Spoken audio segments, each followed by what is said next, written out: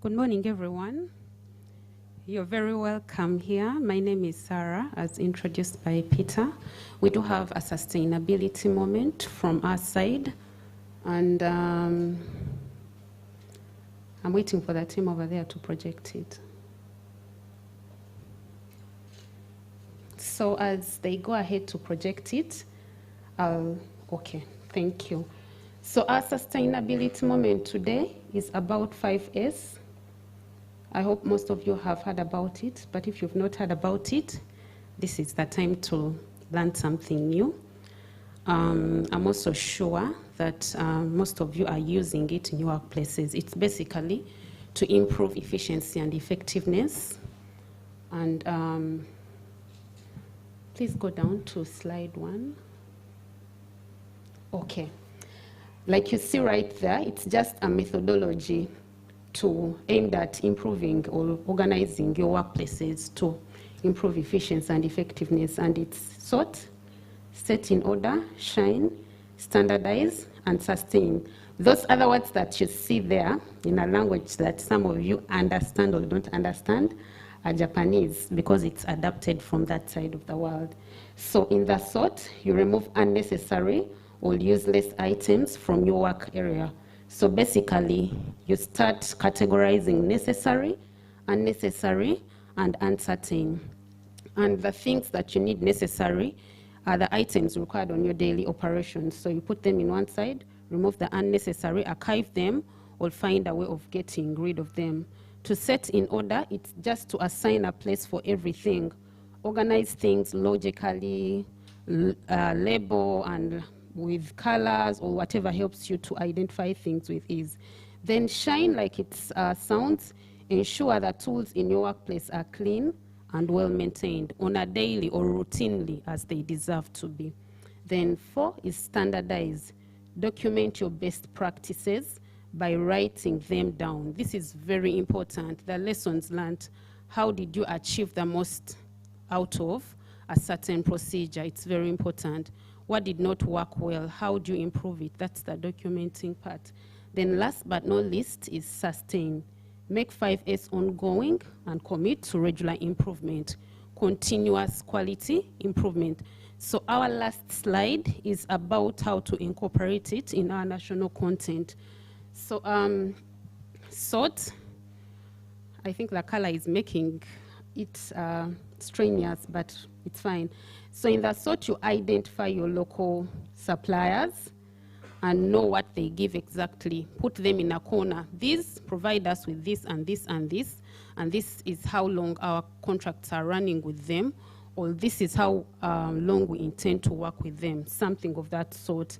In the sort, in the set in order, standardized procedures to empower local workers and contractors through knowledge transfer, but also organize your tools and equipment to improve efficiency and productivity for local workers.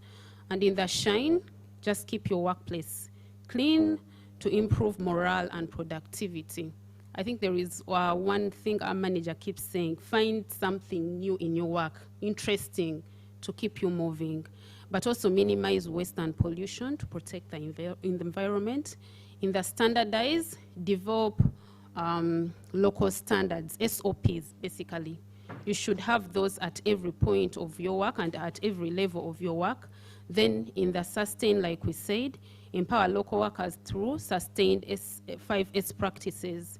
Make sure that you share with everyone in your chain what has worked well, how you got there, and how best to achieve that. And I think that's basically it.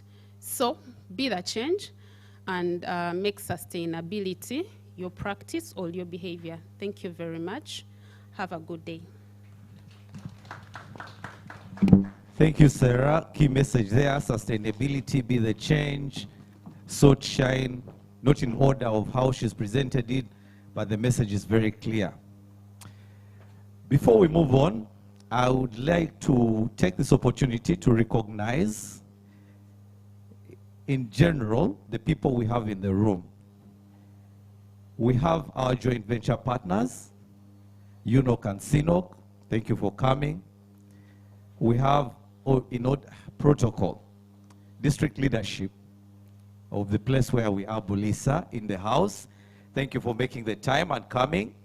We have our joint venture partners, Kansinok in the house. Thank you for making the time to come. We have our esteemed regulator who is on their way. I guess we'll recognize them when they come. We thank them. Our contractors, tier 1 contractors and their subcontractors, thank you for coming. Now, that's the general introduction. Later on, we'll have an opportunity to introduce ourselves in detail. But the trick is, you will not introduce yourself. You will introduce your neighbor. And 2 things, or a couple of things, maybe 3. Their name, the company they work for, and what they do on the Tilenga project. Is that fair enough? No? There will be that opportunity. And when I call on you, do we have presents? I'll check in. So all you need to do is stand up. Instead of introducing yourself, introduce your neighbor. Their name, the company they work for, and what they do on the Tilenga project. That will come a little later. Now, to the next part of our to the next part of our agenda. This is a story that began so many years ago. But over the years, all of us have joined the story, made a contribution, and continue to do so. The story is of creating, or the story rather, is of finding new things, developing them, and as we do that, or finding oil, developing it, and as we do that, or as we develop that resource, we create value. And that value was not mere speech, but a target to say, we aspire to do A, B, C, D for this country. And that value was measured, it had numbers to it that we committed to as a company. By extension, we came to you, our dear partners, and said, we will walk this journey together. For some, it started as early as 2012, if I'm not mistaken. For some, it's been as recent as 2021, 2022, 2023, and the story continues. So why this day is special again is that we take pause and recognize how well we have written that story of value creation in Uganda, again, collectively. And once that is done, then we'll understand where that story continues and how we want to write it better. That story is what we will listen to from the next speaker, who is none other than the lead of the team that has organized this event. She's called Miss Rosette Komujisha, works with Total Energies as the national content lead. Over to you, madam. Louder, please. Or else I don't have a job. Louder. One more time. Louder. Ah, brilliant. I'm safe. Yes, thank you, Peter, and thank you, everyone, for that very warm welcome. I am honored to be here this morning. First of all, I'm very excited. Like Peter said, for us today is a special workshop because we are taking account and celebrating the national content achievements of the Tilenga project over the last years. And where else to do this than in the project itself, right? Many times we are asked by many of you in the audience and elsewhere, why are we always having our workshops in Kampala?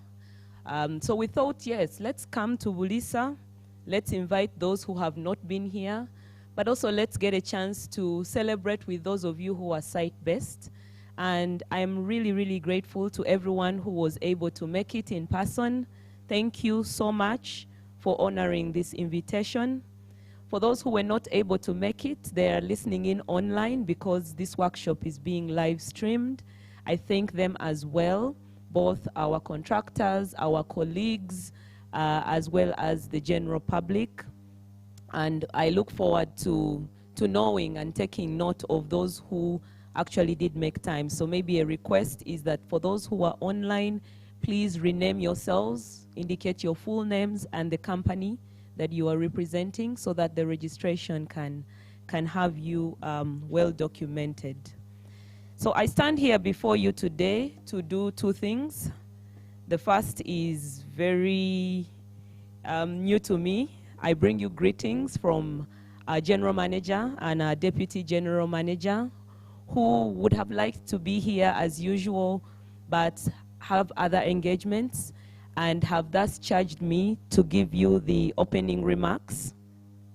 And then I also stand here to share with you, like Peter has said, what does the progress look like from where we've come from. I thank everybody once again for coming, and especially those who have come from far.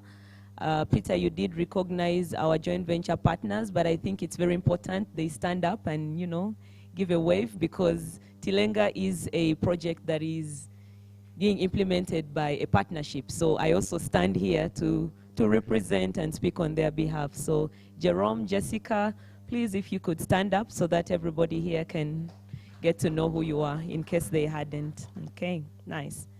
So standing on the protocol earlier on given, I would like to, first of all, inform everyone that when we organized this workshop, we thought, okay, what have we been doing and what do we need to do?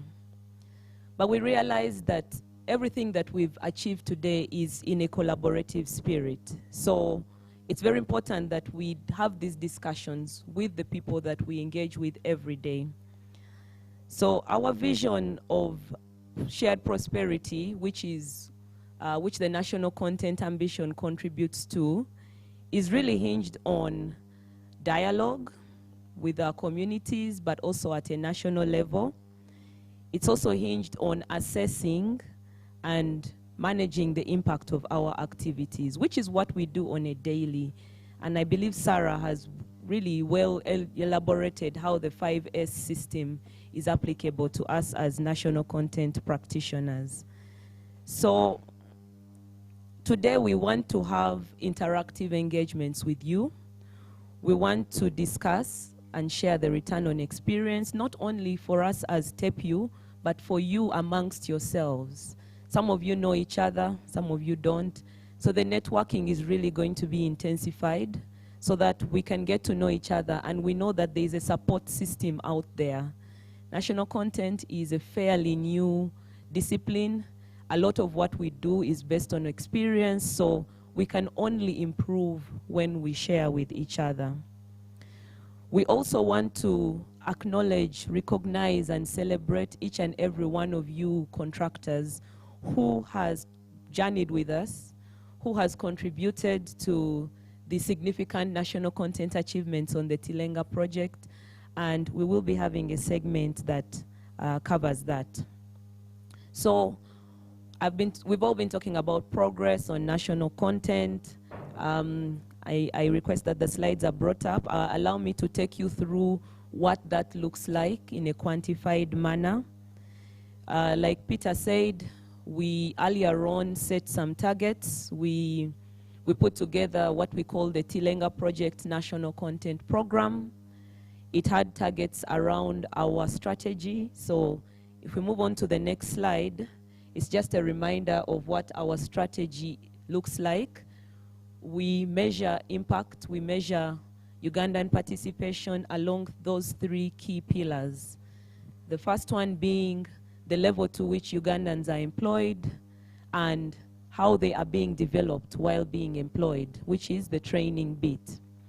The second is around using the locally obtainable goods and services, subcontracting, purchasing, you know, how much of what is locally obtainable either in raw manner, raw format, or as a processed good or as an imported good is being utilized.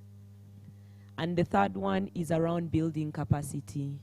Continuous improvement, continuous growth is very necessary, and it's very important that we understand where the gaps are and that we build capacity around the skills needed for the industry around the competencies and capabilities of local companies, but also around education, support to education, which is the source of our future workforce. So those are the pillars.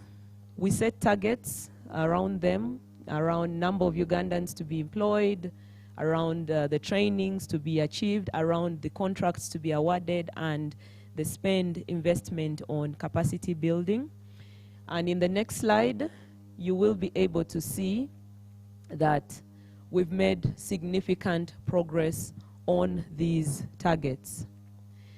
On employment, for starters, if you look at the trend since 2021, in 2021 we had about 2,850 Ugandans, and that was at the start of the Tilenga project.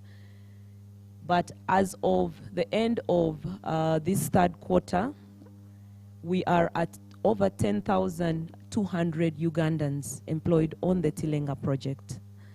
This is quite significant because what you see is that in a period of 3 years, just over 3 years, there has been an almost fourfold, fivefold multiplier on the number of Ugandans employed. So thank you so much as our contractors for really making sure that you prioritize Ugandans in your employment. The next question we get is that, what was your target, right? Our target was 7,830 by first oil. So bear in mind that right now we are almost 3,000 personnel over our target. So on employment, we've achieved, we've exceeded. We want to showcase and be even more than this. So we encourage you to continue prioritizing Ugandans. The other next question is, are these people doing meaningful work? Are they just taking on very low-hanging fruits, or we are also seeing Ugandans employed in very technical, very oil and gas specific roles? And there has been growth in that. We see continued improvement. Of the management staff on the project, 64% are Ugandans. Of the technical staff, 85% are Ugandans. And we know that this being a highly technical project, there is a lot of technical skills required. So having 85% in that category is quite significant. And for the other staff, the support staff, we are at almost 100%. We now stand at 99%. So I think this is something that we can all reflect on and proudly stand and speak to the work we do, because we are representatives of this, but beyond that, we are able to speak to what the project broadly is achieving. For gender or diversity, we are still at about 17% female participation, and the rest, 83% being male. This is an area of progress. We know that our project, being technical, has a lot of STEM elements. So we have the challenge to encourage the female gender to be actively involved and take on the roles that are needed. And of course, community. Right now we are in Bulisa. As of the third quarter, we had over 3,500 community personnel being recruited on the project. So in a nutshell, that is what employment looks like. We have good progress in terms of numbers. We have good progress in terms of community participation. We also have good progress in terms of the categories of work people are doing. We need to improve on gender, on the diversity element. So I think you deserve a round of applause. I think let's clap for each other, because we've been able to achieve that. On training, our target was 1.1 million man-hours. And as of this third quarter, we are 92% of that target achieved. We've achieved 1 million man-hours, in which over 50%, so 57% of these trainings are technical, which is very important since we've said ours is technical work. 37% are health and safety, which is also key because we need to run our project in a safe manner. and the remaining 6% is on personnel development, developing soft skills, developing professional skills, because at the end of it all, we want to have a workforce that is transferable to any project out there, any energy-based project. On utilization of goods and services, our target was that at tier 1 level as Total Energies, we award contracts worth 722 million United States dollars to Ugandan companies, but also in those that are awarded to non-Ugandan companies, the value of national content therein is included in this calculation. And as of our latest statistics, we are almost there. We have achieved $719 million. So we have about less than 1% to get there. And I believe in the next quarters, we will be closing this gap and ultimately superseding it. The key lesson there, or what we can celebrate beyond the numbers, is the fact that local companies are doing much more than they were doing before the project started. When I joined this industry, and that was before the project commenced, a lot of the work was very non-oil and gas specific. So we had them doing, manpower, camp management, accommodation, what you call the low-hanging fruits. But we now see a lot of local companies taking on more specialist works, civil works, construction, design, specialized logistics and transport, auditing and inspection, quality control, and now even with our field operations contracts being awarded, we do have local companies involved in the maintenance, inspection, and the maintenance operations contracts. So we encourage the continued growth and development of companies in the non-specialist areas, but we also want to make sure that we capitalize on the upcoming opportunities for the longer term in the specialized areas and grow capacity in those aspects. Community content has really grown. We see a lot of clear demonstration of purchasing of produce from the local community, but also other goods and services. We are here at HB, Safari Lodge. They are providing us an amazing service in terms of a venue for our workshop. The contractor who set up this workshop in terms of decor and all that, the communications, the live streaming, is a community company. They are called Bosan.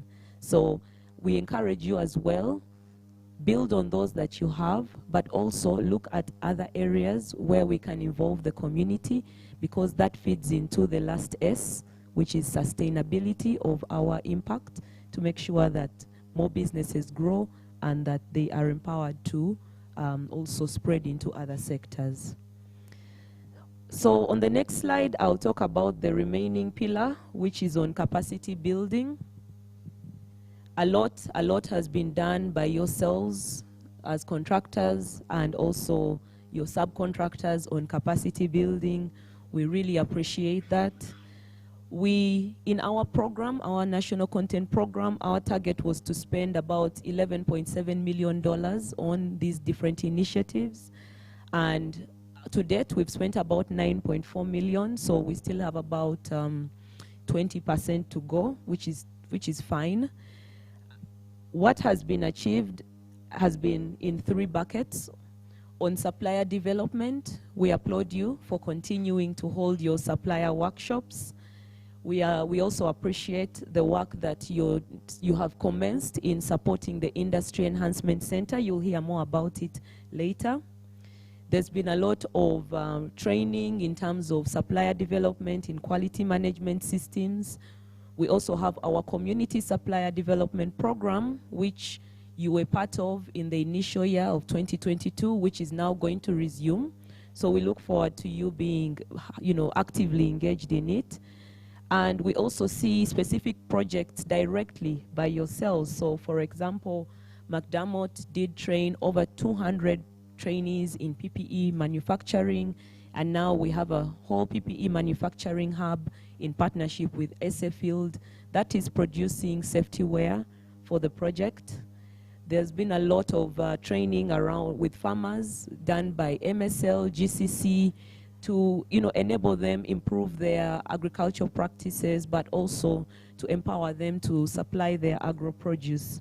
And a lot more. I won't be able to exhaust all of them here, but in the networking session or in the subsequent sessions, you'll get to know more about them. On skilling, we have our Tilenga Academy, which is the flagship skilling initiative for field operations. This is going on smoothly. Between ourselves as TEPU and yourselves, a lot of Ugandans have benefited from graduate trainees, internships, also apprenticeships. So far we have over 900 beneficiaries. We really encourage you to continue. There's been a lot of vocational skilling. Sinopec, for example, has been running a specialized coded welder training program since 2022. A lot of you have trained drivers, inspectors, and so on and so forth. So it's very important that we continue doing this, because we have over 900 beneficiaries, but these programs are really key to ensuring that we prepare the future workforce as well. On support to education, many of you are involved in our Tilenga Train the Trainer program. We have a partnership right now with SLB, who have already been doing so either way, providing software to universities. There have been donations of equipment to technical institutions like ZPEB recently did something in Noya, and so on and so forth. So I just want to wrap up by saying that a lot has been done, and we do appreciate it. We like that there's been an alignment in intention that we have to actively engage in these activities, and we also want there to be an alignment in planning, in objectives on how we get to continue these activities or continue to skill moving forward. So what next? What next for me will be mostly discussed in the sessions that come up. But as Total Energies, we want to see broadly a continued growth in Ugandan participation. We want the Tilenga project to be the benchmark on national content, not only in Uganda, but globally. And there's a lot that we are doing that has not been done or has not even been achieved in many oil-producing nations. So it's something we can be proud of, but we never rest. We are always looking for more. We want to support local companies so that their participation grows. We know that the field operations phase is coming. How do we get Ugandans involved from day one so that 10, 15 years from now, there is more localization of specialized services? We also want to continue implementing and achieving our program. We'll continue monitoring, measuring. It's very important that you keep reporting, that you also keep self-assessing, and that we're able to get the statistics that are accurate, that are defendable, to justify the impact that we are making. Above all, we continue to thank you for your cooperation, because without it, we would not be where we are. So as I conclude, I just want to use the opportunity to reiterate Total Energy's commitment to making sure that our work in this country broadly and specifically in the community creates a positive impact, that ultimately we create change, that you're a catalyst for change, to say the socio-economic transformation of our country, of our communities, was contributed to by our project. I wish us all a wonderful engagement. I ask that we are all actively involved, because this workshop is meant to have very strategic takeaways that we are going to be accountable for implementing as we continue with our project. Thank you so much for listening to me, and I wish us all a very productive and impactful workshop.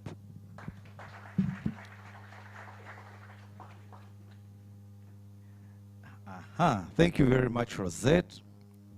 Very important message. Like I said, where we started, special day, special messages. When I was being hired to be MC, I was told I needed to, what do you call that? Rapporteuring or summarizing key messages from speeches. But then again, when I got up here, I had another message. Let us all be active. Now, instead of me summarizing her message, let the audience do it. And I'm coming where you are now. Eh? In just 2 words, you're going to tell us what you heard. Instead of me telling you, yeah? We're ready? The silence says we are. What did you hear? Just 2 words only. I see 2 gentlemen discussing here, and these ones I like. I think they're comparing notes. This one is turned on. Yes, sir. What did you hear?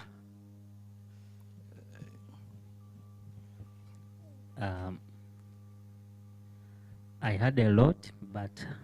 Just 2 words, eh? A lot is a lot, and it's 2 words, but I give you another chance. 2 words. Okay, 3. Okay, there is a positive impact on Ugandans in terms of employment in the project. 3 words. Excellent. Yes. I know. Thank you, sir. Improve our communities. Improve our communities. I can add you 2 more words just to tell me how.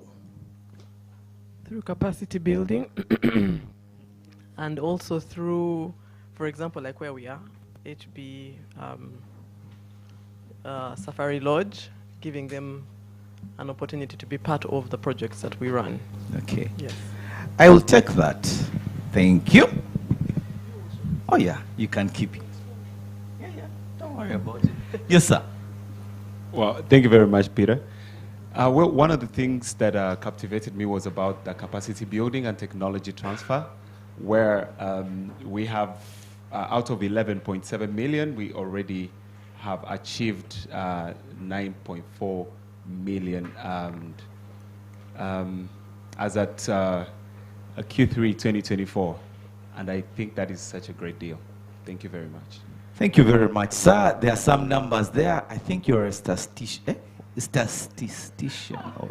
I will learn and come back to you later. Yes. Who has my mic? Oh, yes. Oh, the backbenchers, we are coming for you. No? You want to tell us? I come back. Okay. All right, next. Key messages, key takeaways from the message. They started with the 2,000 Ugandans on the project, but by this time they are having over 3,000 Ugandans employed in the Tilenga project. Thank you. Big numbers on employment. Brilliant. Next, I have HPI here. Who is going to take the mic? There's all of you. Okay. Thank you. We noted the gender sensitivity in regards to recruitment, 17% being female and 83% being male, and there is still work to be done. Thank you. I like his choice, because when I first interacted with the team, I asked them where is the female, and there was none. So I like that you picked the message, and that was your key takeaway. So the next time we meet, you'll have a balance. Next. Oh, yes. Normally, I like the people who look straight at the screen. Here you go. Because they are very focused. Yes.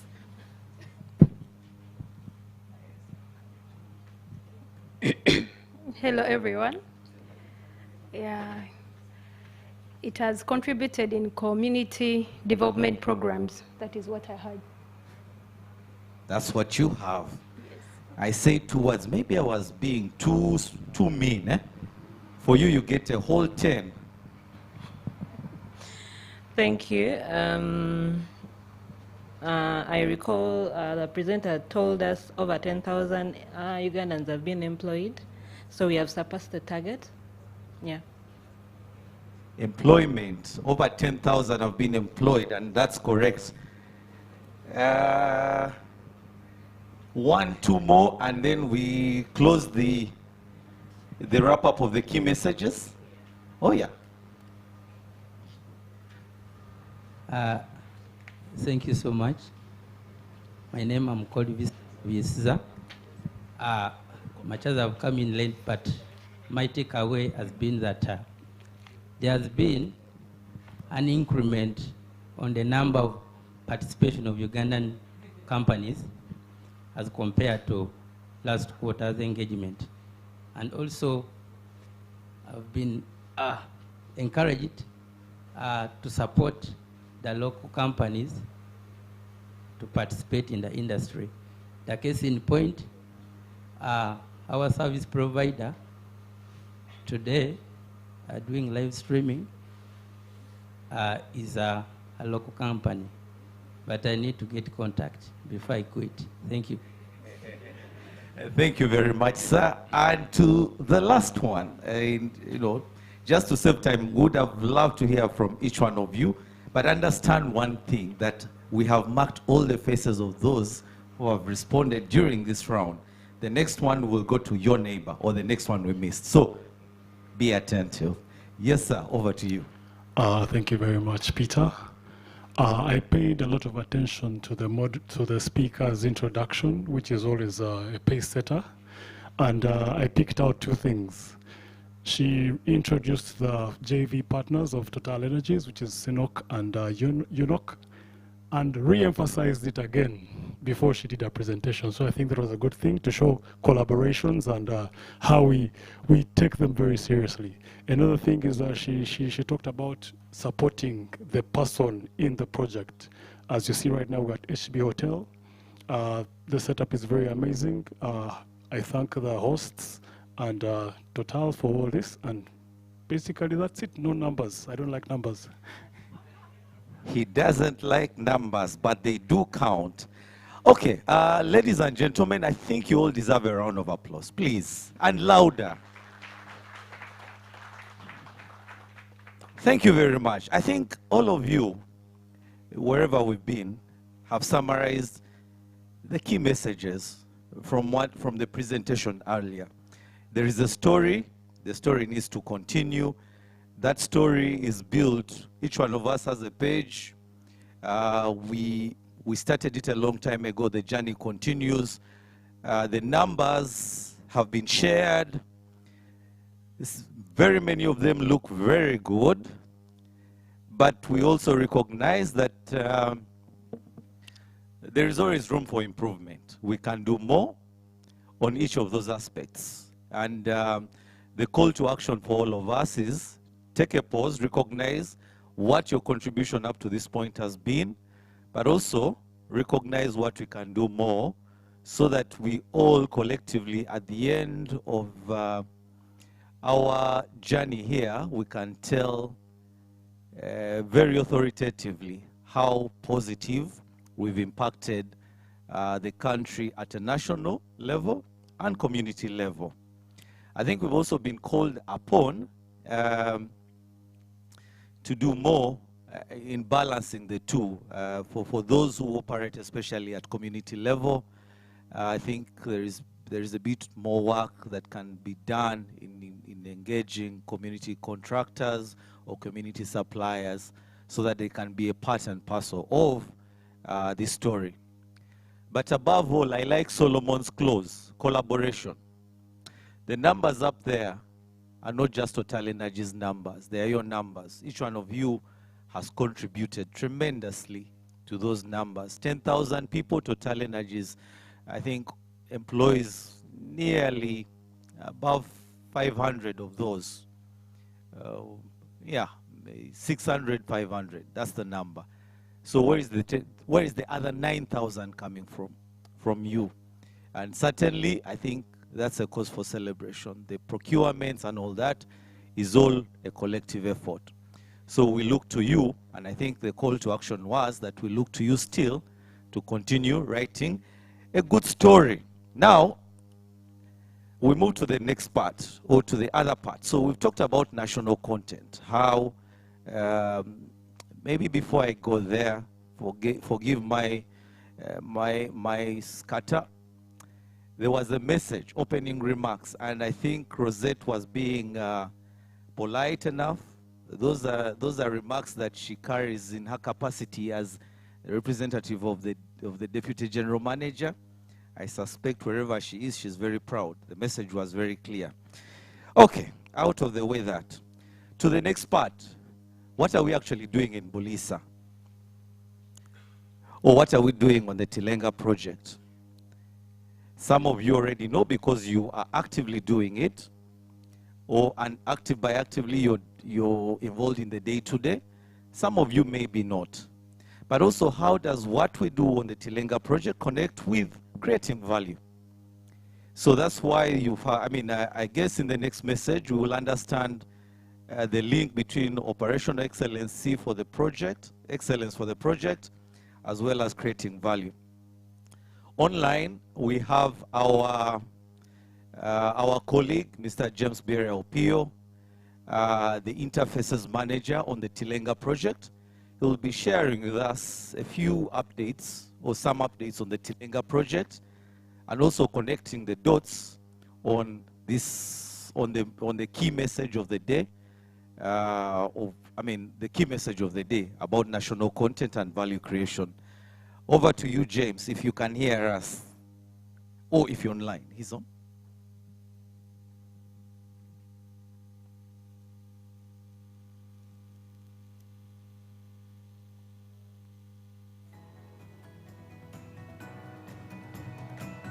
Good morning, everyone. Peter, can you hear me? Loud and clear, James. Fantastic. So can you see my slide as well? Yes, we can. We are looking at the opening slide. Okay. Thank you very much, ladies and gentlemen. Thank you, Peter, for the great moderation so far, as always. It's always a great opportunity and privilege to be sharing where we are at in this amazing flagship project, the Tilenga project. Like Peter mentioned, I am James Beria Opio, the project interfaces manager. I'll be representing the project director today in essentially sharing first the overview of the Tilenga project for those who might be new to the project, and then I'll shortly thereafter go ahead and share progress updates.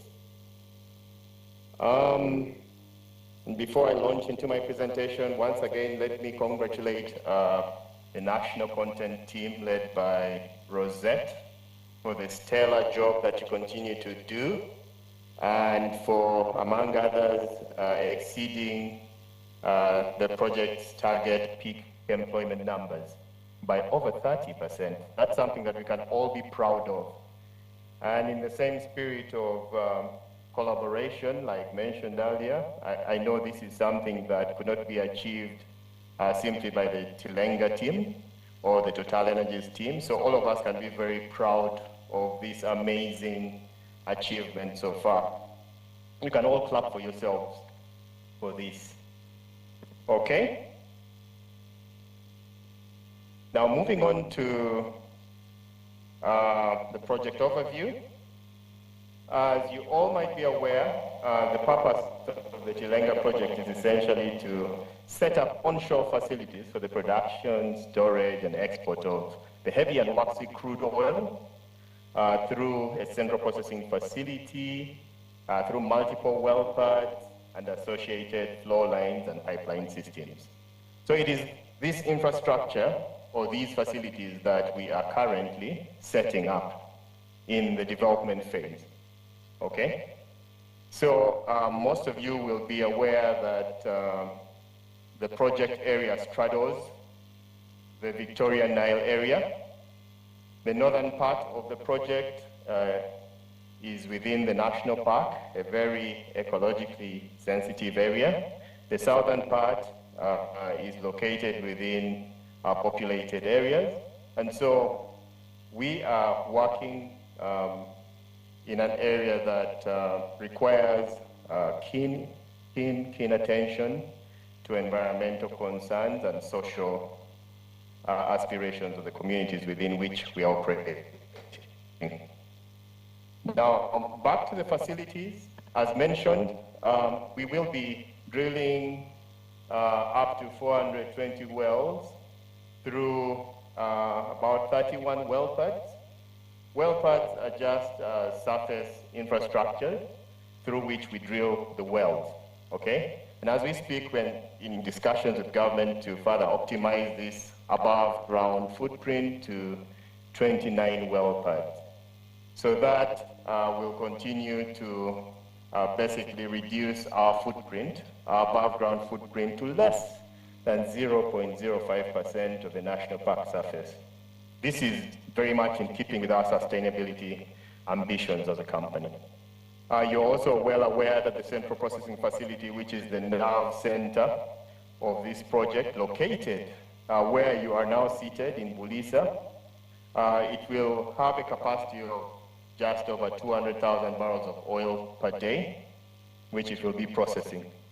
At the central processing facility, as you might be aware, the oil, gas, and water that will be produced from the subsurface reservoirs that we contact using those wells will be separated. We'll separate the oil, gas, and water into those separate streams. The gas, as you're aware, part of that gas will be converted into liquefied petroleum gas, and that will help us to basically substitute charcoal and firewood burning with clean burning cooking gas, which is very much within the ambition of Total Energies to reduce our carbon footprint. Okay? Part of the gas that will be coming out of the subsurface reservoirs will also be used to generate electricity, heat and electricity, to run our facilities. Okay? The water that has been separated from that stream coming from the subsurface reservoirs, part of that, so that water will be treated and then re-injected back through the network of pipelines back to the well pads and then down to the reservoirs through injector wells. And the whole point of us injecting water back into the reservoirs is to help with pressure maintenance. Why we are doing the pressure maintenance is to be able to optimize productivity of the wells, to maximize oil and gas recovery, to ensure that we replace the voids that are created when we abstract the oil, gas, and water, so that the overlying infrastructure on the surface above the fields will not subside. Okay, because if we keep abstracting oil, gas, and water without replacing the fluids that we abstract, then as the pressure reduces, the reservoir rocks will compress, and that motion or that movement will be transferred to the surface. And that will cause, that can cause major damage to surface infrastructure. So we don't want that. That's the reason why we are actually re-injecting all the produced water. And we will also be topping up that water that we are abstracting from the reservoirs with water from the lake. Okay? So all this will be happening through a network of pipelines and flow lines that connect the well pads to our central nervous system, that's to the CPF. Okay? Again, a very important component of the project is the crossing of the Nile. So for us to implement the crossing of the Nile by these flow lines and pipelines, we are basically using a technology referred to as horizontal directional drilling, so that we do not disturb flow on the surface along the River Nile.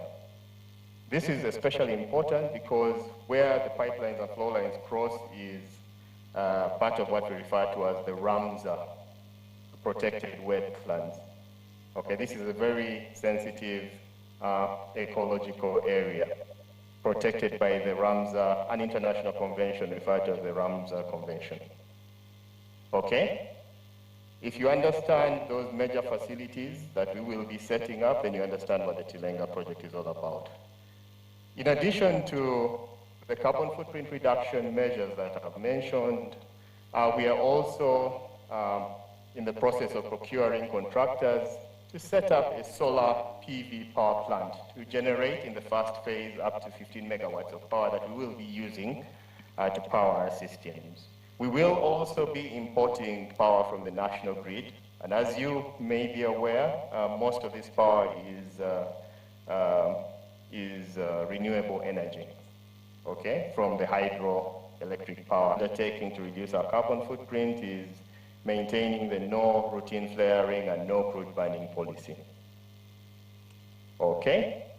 Now, for the next segment, as I launch into project updates, for those who have not attended these supply workshops before, I've mentioned that we are implementing the execution of works within the development phase under three major project components.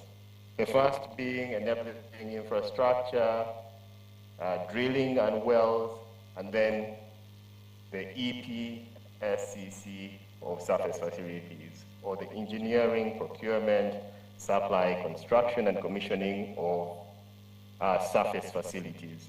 And all these components will be established under those three major components. So, starting off with enabling infrastructure for the project,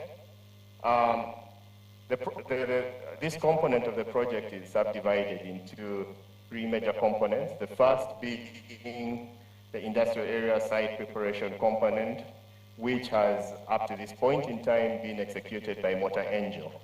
This is the so-called CFT1 package. As we speak, or by the end of September, 100% of this scope has been executed, meaning most of the platforms, not most of the platforms, all of the CPF platforms, the operations support base, operators camp, Gunya 5 well pad within the industrial area, all these have been handed over to company or the EPSCC contractor. The access road on the northeastern side of the industrial area, that's N1, has also been completed and handed over. Works on all the internal roads are complete. Excavation of the 2 retention ponds meant to ameliorate the flooding situation downstream of the industrial area has also been completed, with a little work remaining on slope protection of those retention ponds or basins. The second component, CFT2, being road upgrades or road construction. As we speak, the major roads, C1, for example, that provides access to our northernmost, from our northernmost well pads to the North Construction Support Base in Tangi, that is complete. N2 that provides access to Ngiri 5 and 6 well pads, that's complete. A1 West that provides access to the industrial area on the northern or northwestern side is also complete. By the end of September, A1 East that provides access to Gunya 4 was more or less complete. A4 Road that provides access to some of the Nsoga fields, also closing in on 92% completion.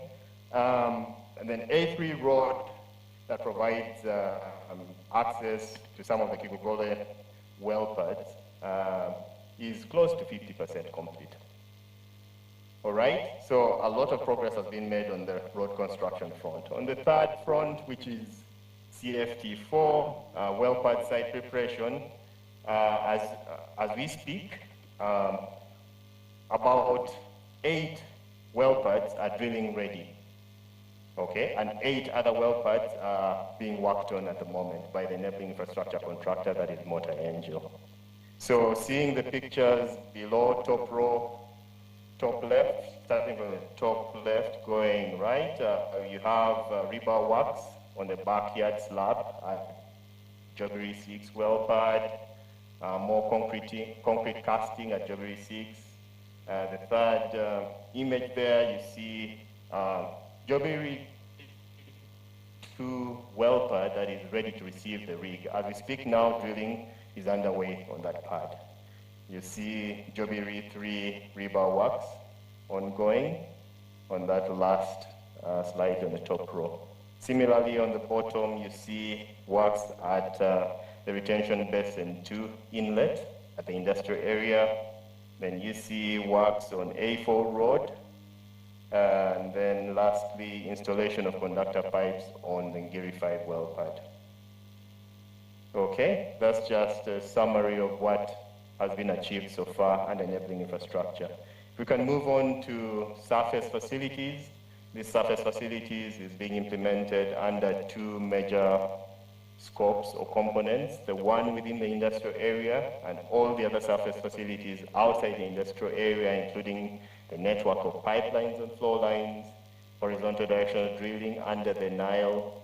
We're looking at lake water abstraction facility and well pad construction works on the surface.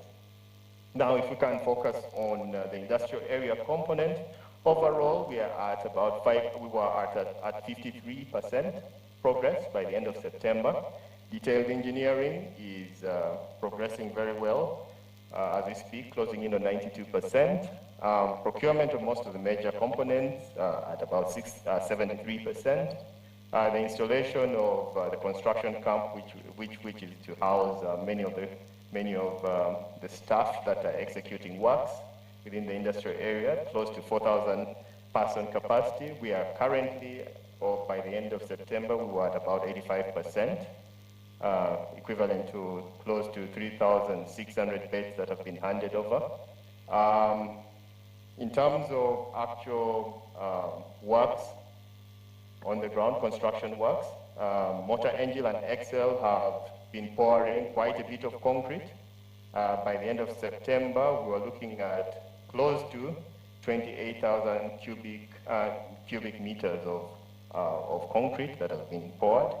And then the SMP contractor, ESA, had erected quite a bit of the pipe rack structure that you can see in the drone view of the CPF, and works there at around 22%. For the component outside the industrial area, or the offsite component being executed by Sinopec, overall progress by end of September was close to 44%, with detailed engineering closing in on 90%.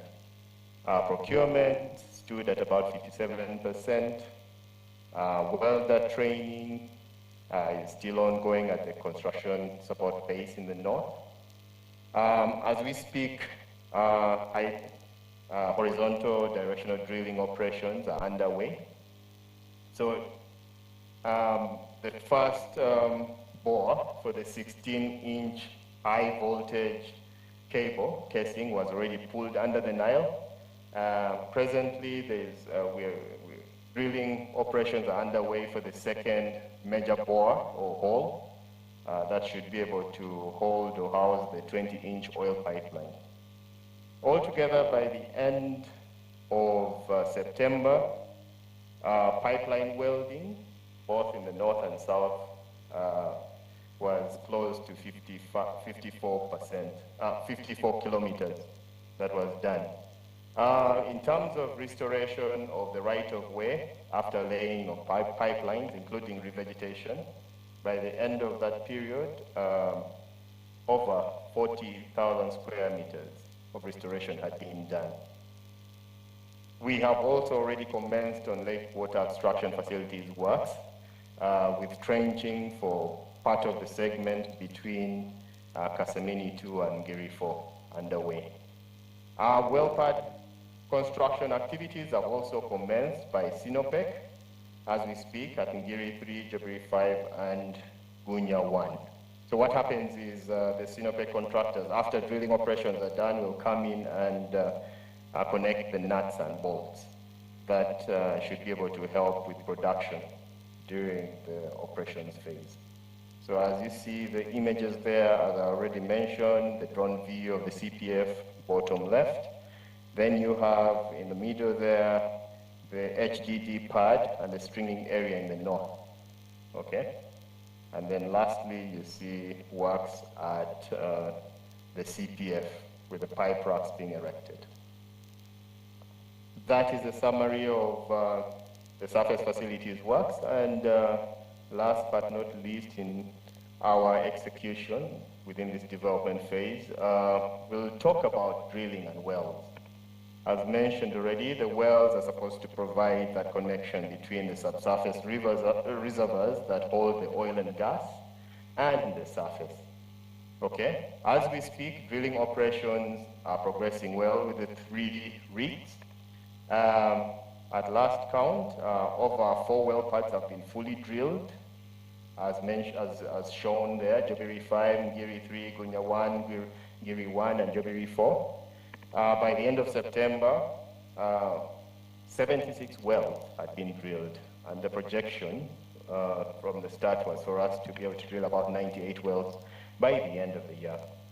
And following successful rig moves, drilling operations are currently underway at Jobiri 2 in the north and Gunya 4 well pads in the south.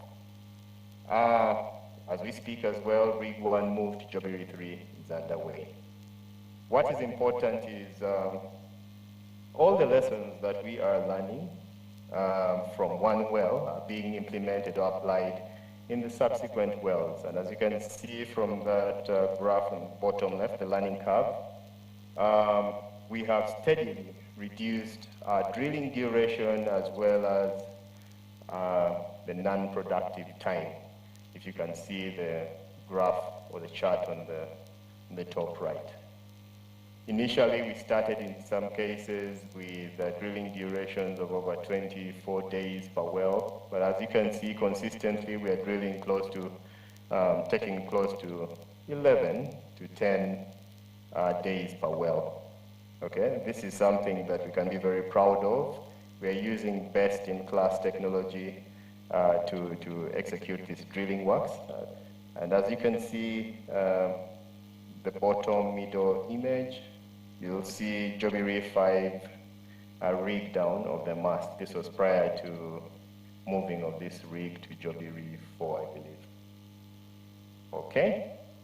So, what we can all be proud of is the fact that we are continuing to execute our drilling very efficiently. The non-productive time overall is now down to less than 9%, having started with over 14%. Okay?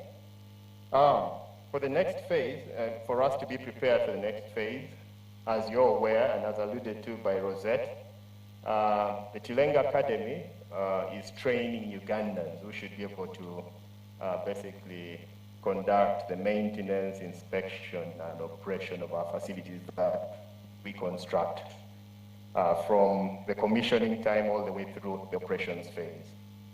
As we speak, the first batch of the 100 trainees at UPIC who commenced training in April this year have now moved on to specializations, still within UPIC. The second batch of 86 trainees kicked off their training last month. I believe we are also onboarding trainees from our partner companies. All right? Now, as we speak as well, we are in the process of finalizing identification of the on-the-job operations training center, which should take care of the international component of our training of these trainees post-UPIC. Okay?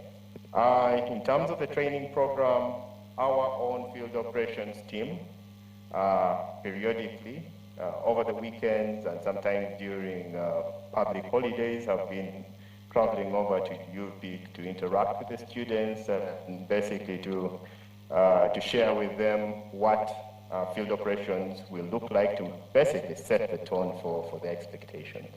As well, under this training program, the UPIC learning management system is currently being implemented. In terms of infrastructure at UPIC, an ambulance that is dedicated to UPIC was mobilized in September.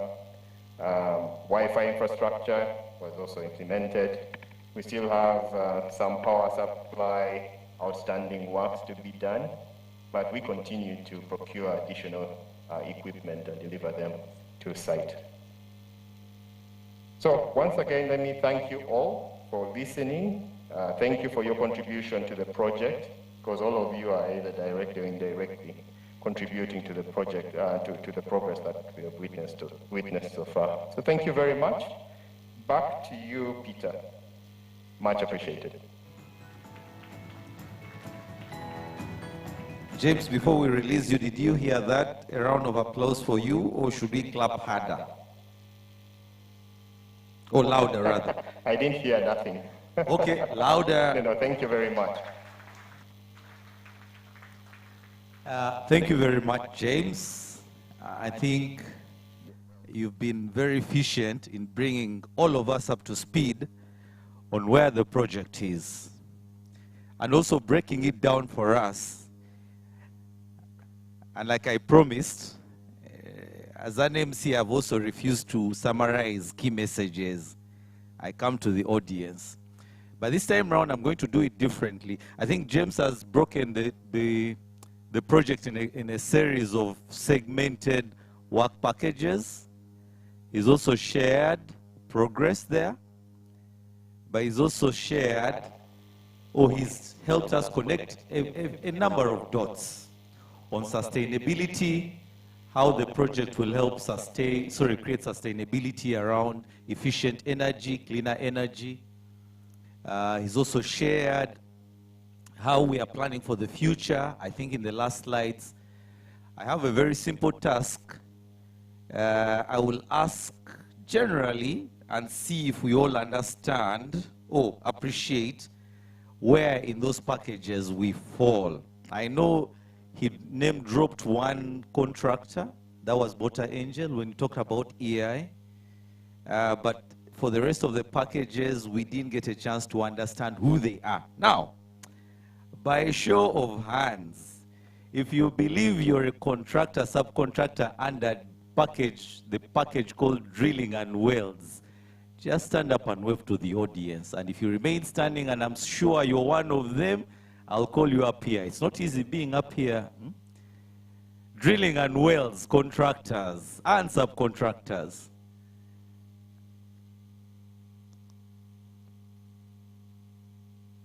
Is that it?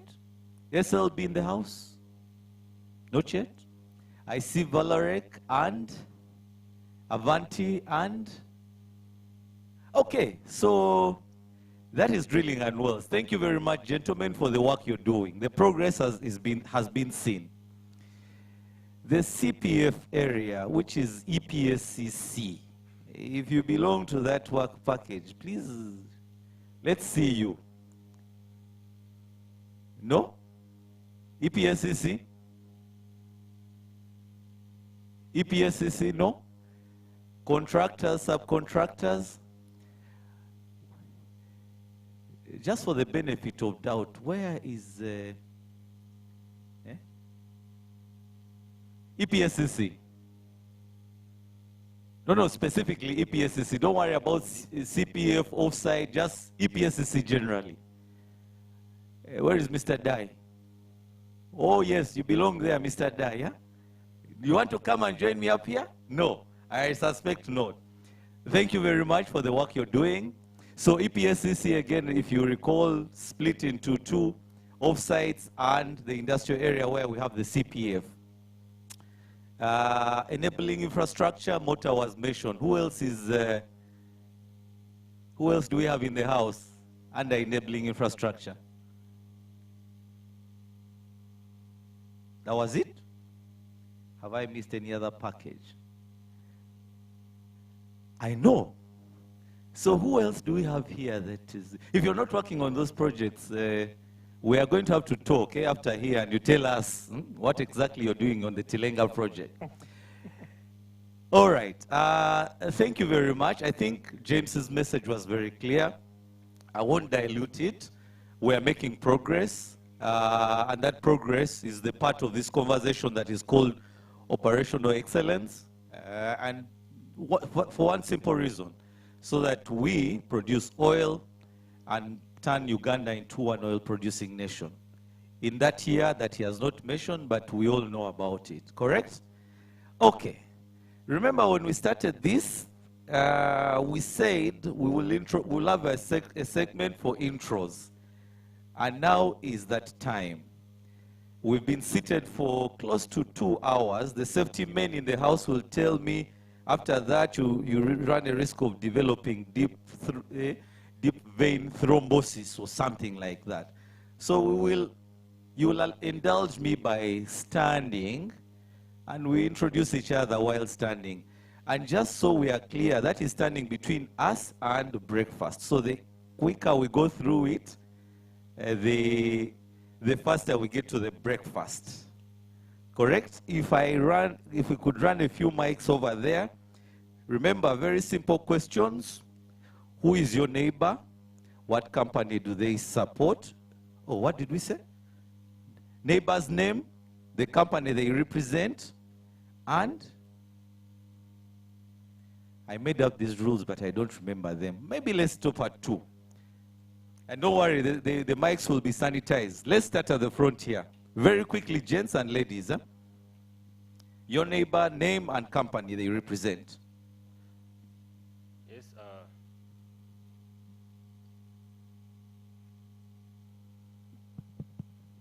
Yes. Good morning to you all.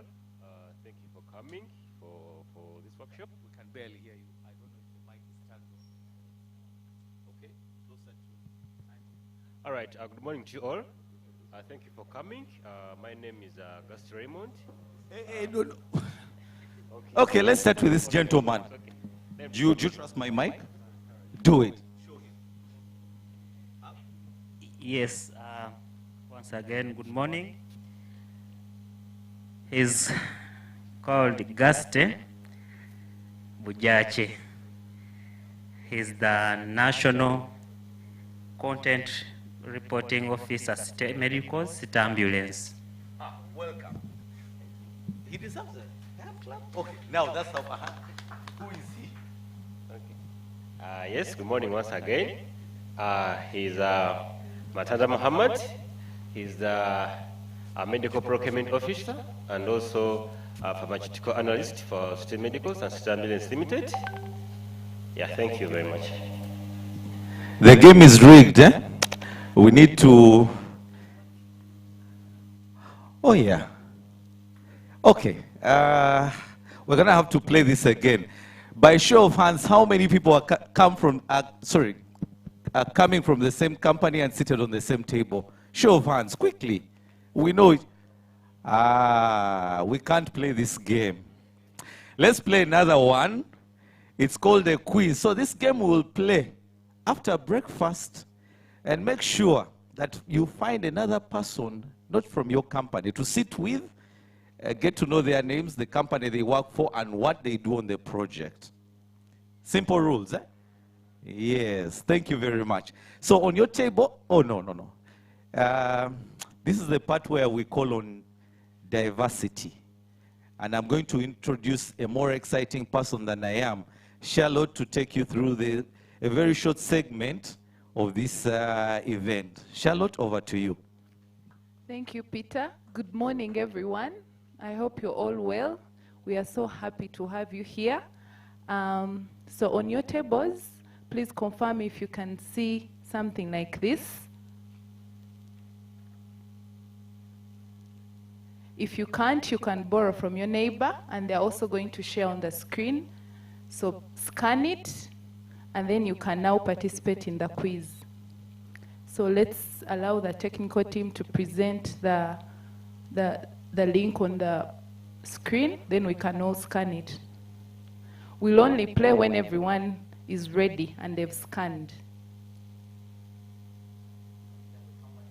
So for those who can't scan, you can just type menti.com, and then that is the code up. I can read it for you if it is not clear to you. The quiz will only take about 3 minutes. We'll be done. After one question, we'll display the responses, and then we see if we have done a good job on the project or not. I believe most of us here are well conversant with national content, so the quiz is just to test that and we see if we really understand the topic. Make it fit in the box. Are we there?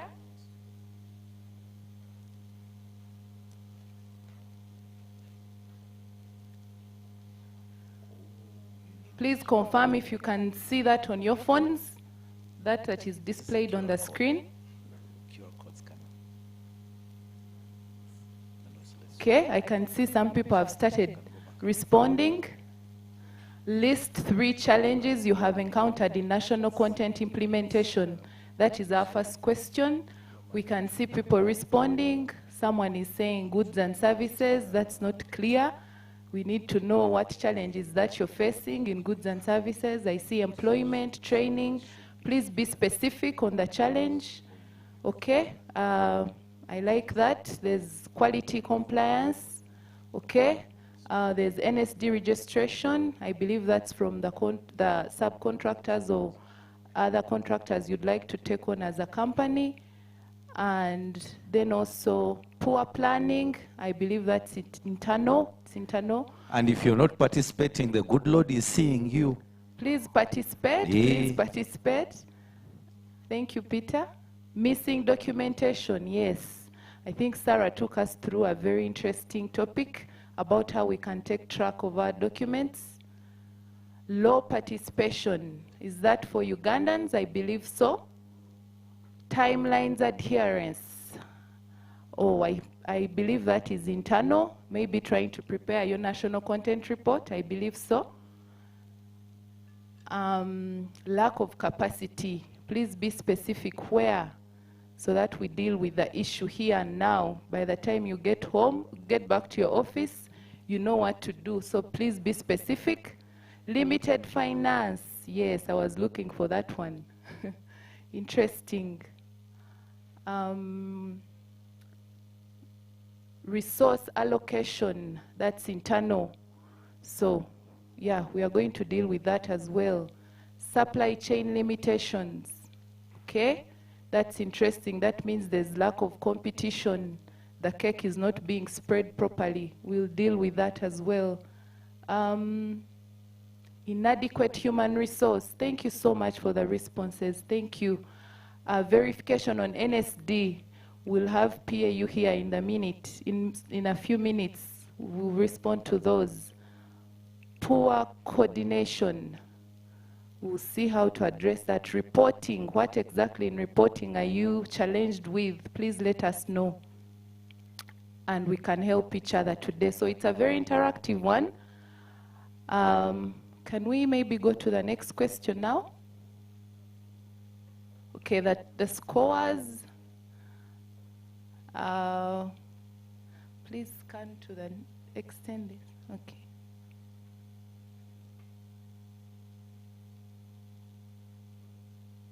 Okay, suggest 3 possible solutions for the challenges encountered in national content.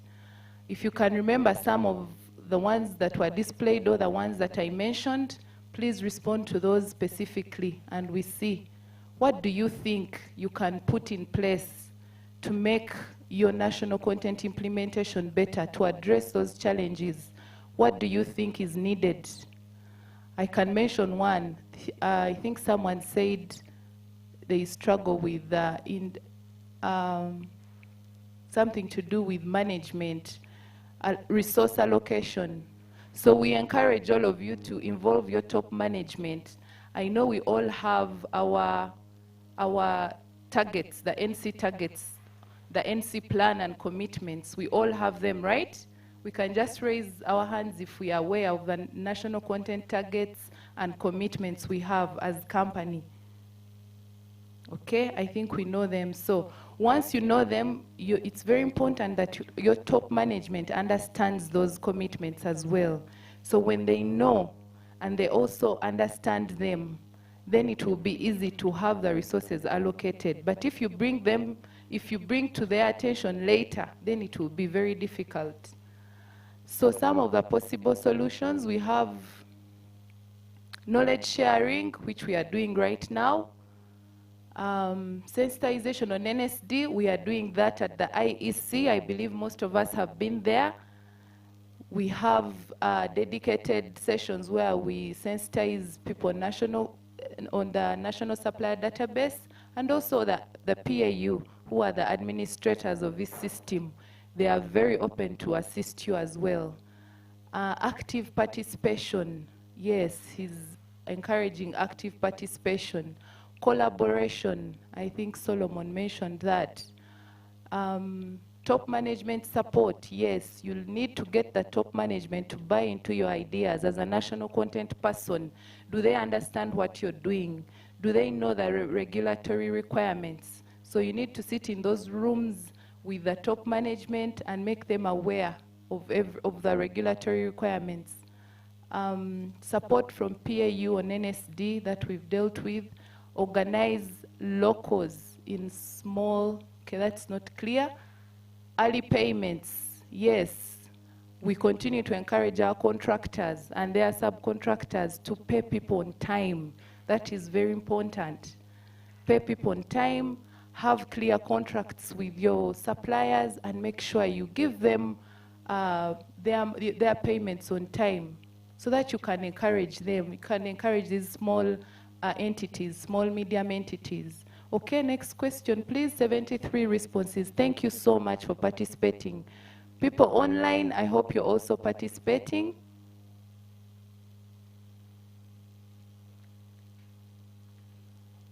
Thank you.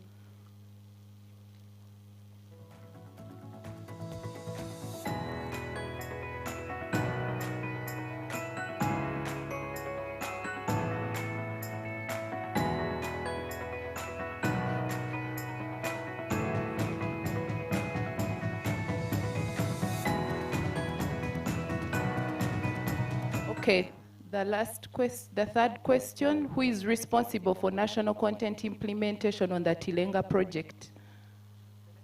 I think, let me see the one with the most responses. Okay, TAPU and its contractors and subcontractors. Okay, yes. Who is responsible for national content implementation on the Tilenga project? Yes, I think everyone is clear now. The ones who are in 2 and 1, please come this side. The correct answer is here. It's Total Energies and its contractors and subcontractors. All of us in the room are responsible for implementing national content on the Tilenga project. Okay, next question, please. Please come this side. Who should you reach out? Who should you reach out to in case you need support in implementing national content initiatives? Who should you reach out?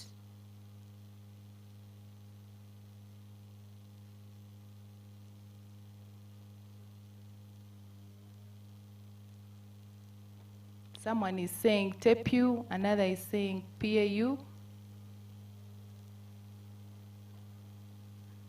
Peter, can you steal exams for them?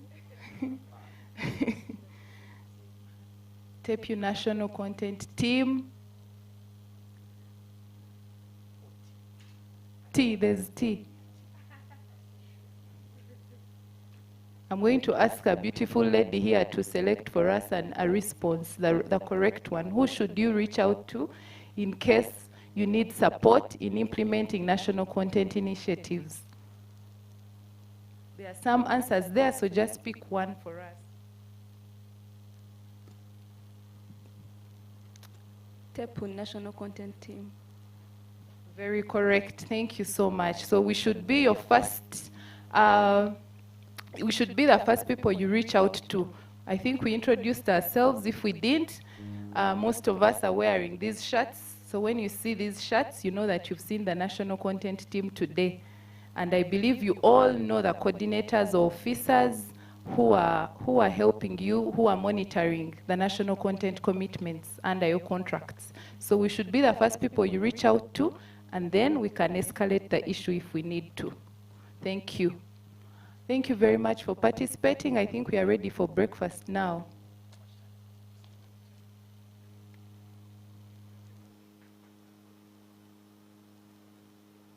Okay.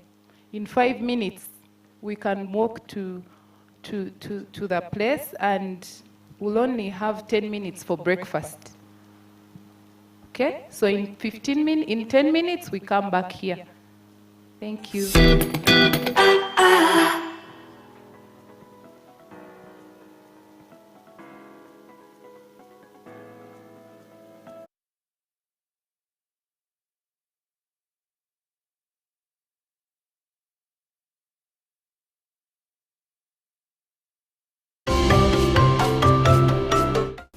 My name is Isabella Birungi Byarugaba, and I'm the co-founder for City Ambulance and City Medicals. The main activity we are doing for Total Energies is provision of medical support, ambulance services, occupational health assessment services for all contractors going to the camps or on any of their sites. We also do COVID testing. We have experienced a lot of growth, exposure and networking, the ability to meet different clients who are working in these fields, but also giving us the ability to diversify our scope in regard to the service that is offered and reinvent the kind of service that we offer. Working with Total Energies requires a company that has the high level of health and safety standard, which really was a good value add to us. Total Energies EP Uganda is committed to the empowerment of Ugandans to take an active part in the overall development of the oil project in Uganda.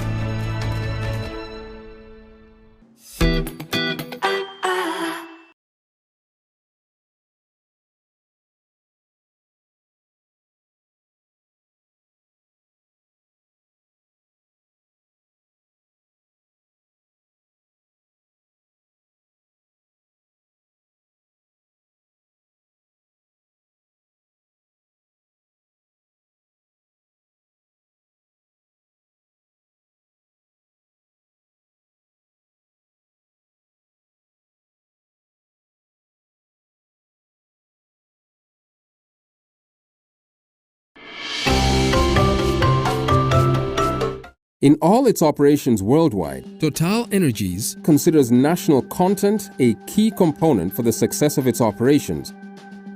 Over 94% of the overall workforce are Ugandans, and we continue to recruit and mobilize more and more. Around 8,000 Ugandan nationals will directly contribute to Tilenga project only. More than $700 million is expected to be really spent in Uganda for these local goods and services. Already more than 160 Ugandan companies directly involved in our project. This strategy was developed in line with the national content regulations of Uganda. As PAU, I would like to recognize Total Energies, E&P, for their efforts in employing, training and skilling Ugandans. Total Energies EP Uganda is committed to the empowerment of Ugandans to take an active part in the overall development of the oil project in Uganda.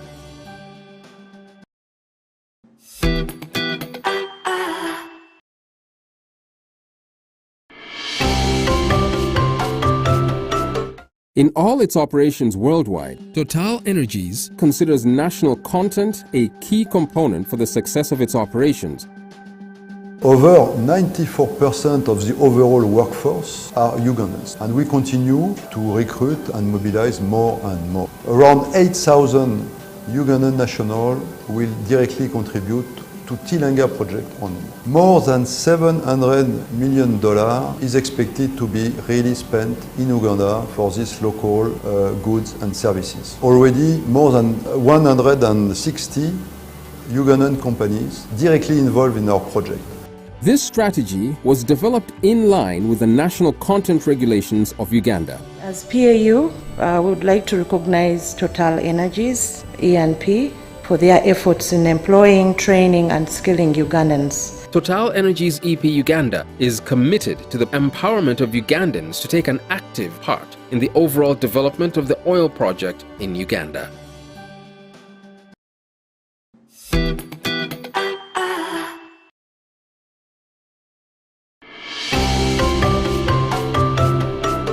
In all its operations worldwide, Total Energies considers national content a key component for the success of its operations.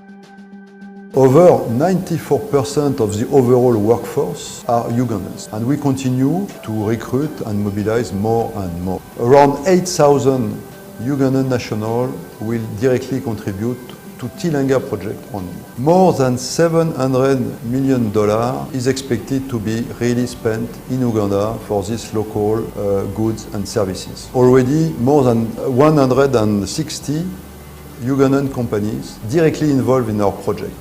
This strategy was developed in line with the national content regulations of Uganda. As PAU, we would like to recognize Total Energies, E&P, for their efforts in employing, training and skilling Ugandans. Total Energies EP Uganda is committed to the empowerment of Ugandans to take an active part in the overall development of the oil project in Uganda.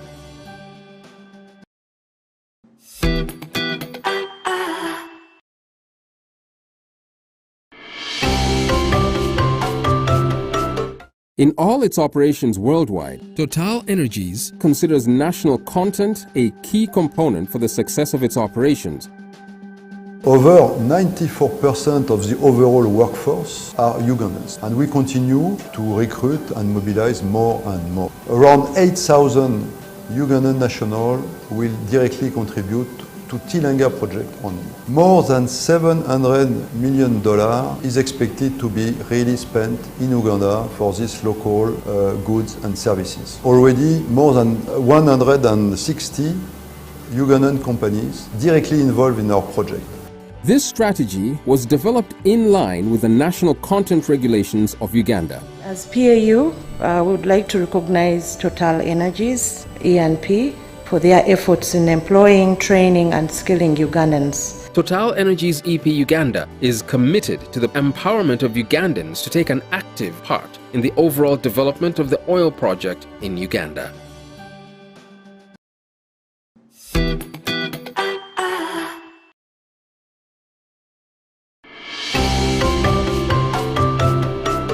In all its operations worldwide, Total Energies considers national content a key component for the success of its operations.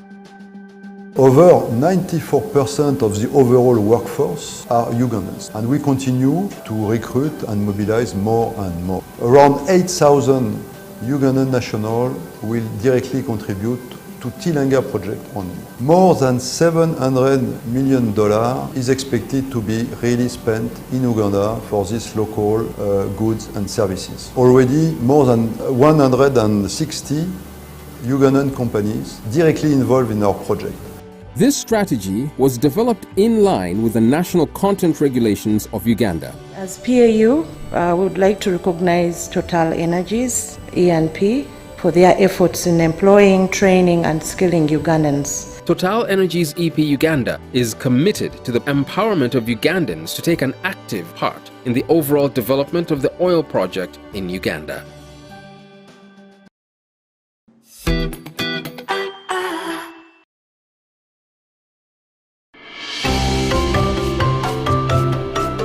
In all its operations worldwide, Total Energies considers national content a key component for the success of its operations. Over 94% of the overall workforce are Ugandans, and we continue to recruit and mobilize more and more. Around 8,000 Ugandan nationals will directly contribute to Tilenga project only. More than $700 million is expected to be really spent in Uganda for these local goods and services. Already more than 160 Ugandan companies directly involved in our project. This strategy was developed in line with the national content regulations of Uganda. As PAU, we would like to recognize Total Energies, E&P, for their efforts in employing, training and skilling Ugandans. Total Energies EP Uganda is committed to the empowerment of Ugandans to take an active part in the overall development of the oil project in Uganda.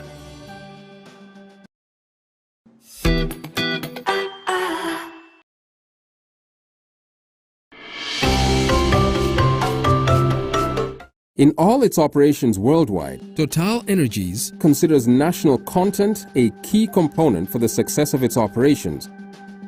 Over 94% of the overall workforce are Ugandans, and we continue to recruit and mobilize more and more. Around 8,000 Ugandan nationals will directly contribute to Tilenga project only. More than $700 million is expected to be really spent in Uganda for these local goods and services. Already more than 160 Ugandan companies directly involved in our project.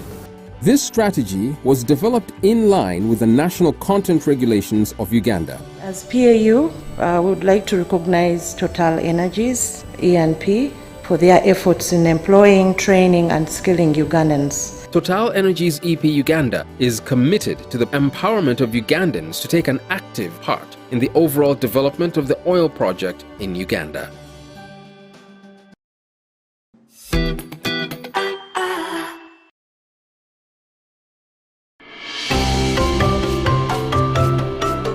In all its operations worldwide, Total Energies considers national content a key component for the success of its operations. Over 94% of the overall workforce are Ugandans, and we continue to recruit and mobilize more and more. Around 8,000 Ugandan nationals will directly contribute to Tilenga project only. More than $700 million is expected to be really spent in Uganda for these local goods and services. Already more than 160 Ugandan companies directly involved in our project. This strategy was developed in line with the national content regulations of Uganda. As PAU, we would like to recognize Total Energies, E&P, for their efforts in employing, training and skilling Ugandans. Total Energies EP Uganda is committed to the empowerment of Ugandans to take an active part in the overall development of the oil project in Uganda.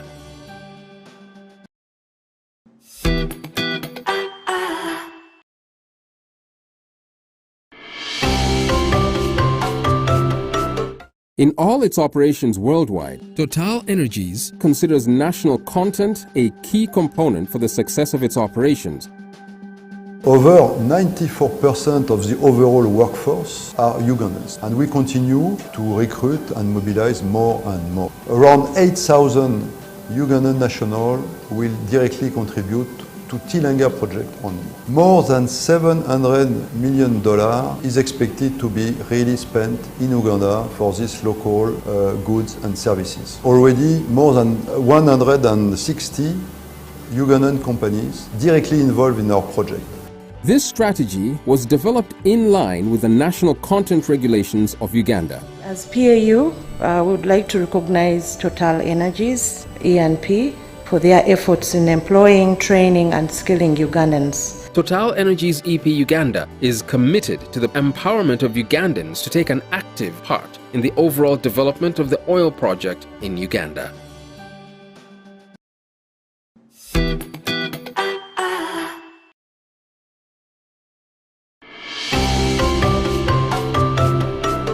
In all its operations worldwide, Total Energies considers national content a key component for the success of its operations.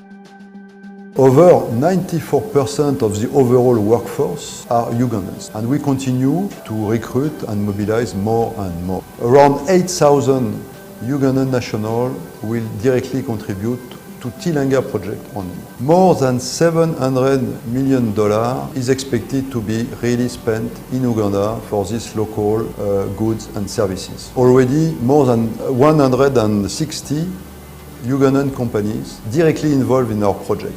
This strategy was developed in line with the national content regulations of Uganda. As PAU, we would like to recognize Total Energies, E&P, for their efforts in employing, training and skilling Ugandans. Total Energies EP Uganda is committed to the empowerment of Ugandans to take an active part in the overall development of the oil project in Uganda.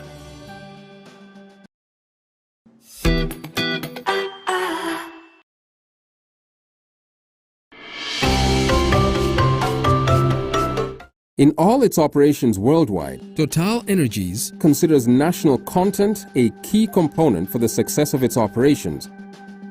Over 94% of the overall workforce are Ugandans, and we continue to recruit and mobilize more and more. Around 8,000 Ugandan nationals will directly contribute to Tilenga project only. More than $700 million is expected to be really spent in Uganda for these local goods and services. Already more than 160 Ugandan companies directly involved in our project. This strategy was developed in line with the national content regulations of Uganda. As PAU, we would like to recognize Total Energies, E&P, for their efforts in employing, training and skilling Ugandans. Total Energies EP Uganda is committed to the empowerment of Ugandans to take an active part in the overall development of the oil project in Uganda.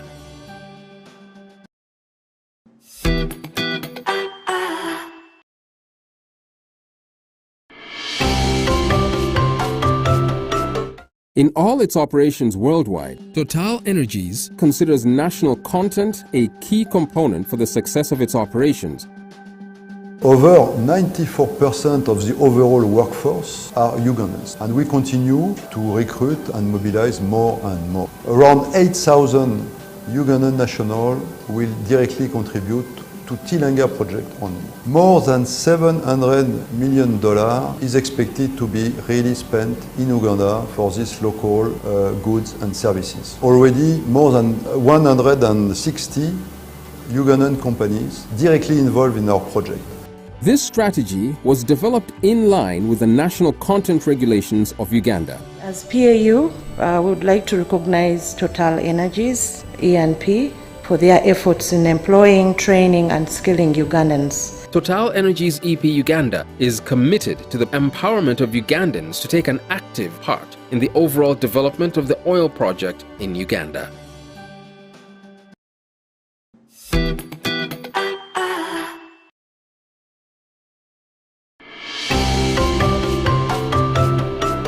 In all its operations worldwide, Total Energies considers national content a key component for the success of its operations. Over 94% of the overall workforce are Ugandans, and we continue to recruit and mobilize more and more. Around 8,000 Ugandan nationals will directly contribute to Tilenga project only. More than $700 million is expected to be really spent in Uganda for these local goods and services. Already more than 160 Ugandan companies directly involved in our project. This strategy was developed in line with the national content regulations of Uganda. As PAU, we would like to recognize Total Energies, E&P, for their efforts in employing, training and skilling Ugandans. Total Energies EP Uganda is committed to the empowerment of Ugandans to take an active part in the overall development of the oil project in Uganda.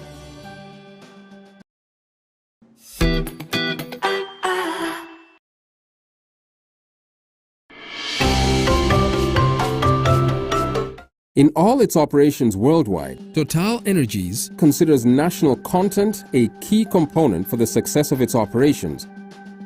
Over 94% of the overall workforce are Ugandans, and we continue to recruit and mobilize more and more. Around 8,000 Ugandan nationals will directly contribute to Tilenga project only. More than $700 million is expected to be really spent in Uganda for these local goods and services. Already more than 160 Ugandan companies directly involved in our project. This strategy was developed in line with the national content regulations of Uganda. As PAU, we would like to recognize Total Energies, E&P, for their efforts in employing, training and skilling Ugandans. Total Energies EP Uganda is committed to the empowerment of Ugandans to take an active part in the overall development of the oil project in Uganda.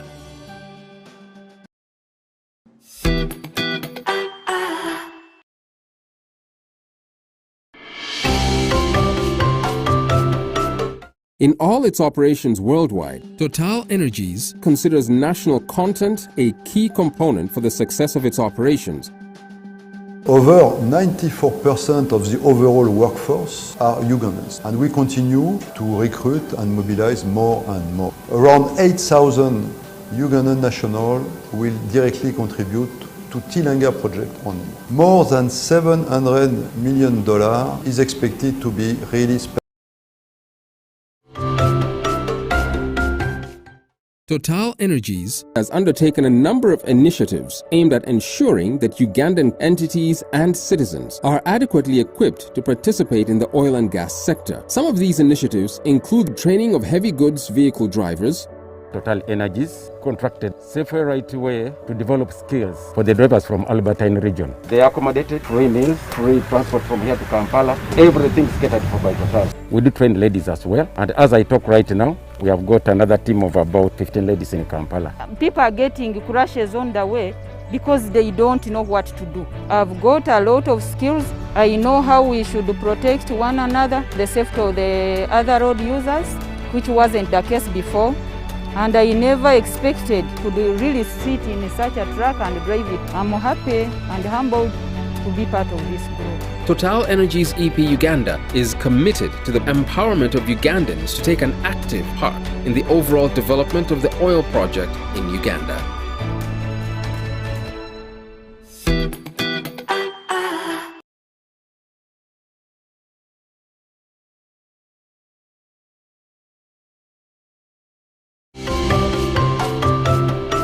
Total Energies has undertaken a number of initiatives aimed at ensuring that Ugandan entities and citizens are adequately equipped to participate in the oil and gas sector.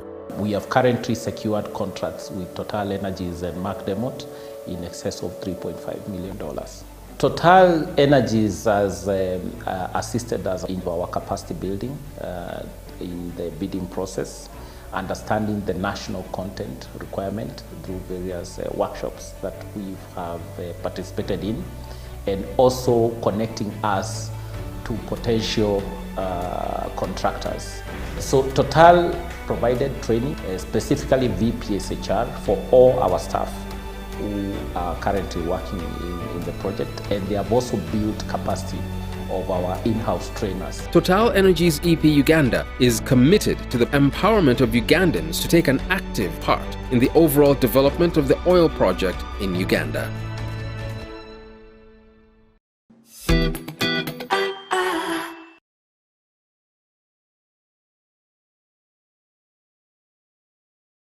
Sini chandia moko achamu, sini moko ke atima wana ontangira kodia. Angyo dia la be ko dia la rio reka won dia la do ko nyaai ndu ki keta du ate ma angyo ko bo na ka bo na angyo ko ngo reka won du ate ko dia la do mala ya ki poko are du machine de ti total afa okay. Working together,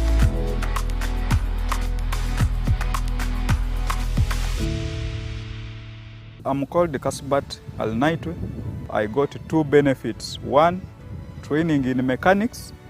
After finishing education immediately, I've got a compensation crops to establish my garage.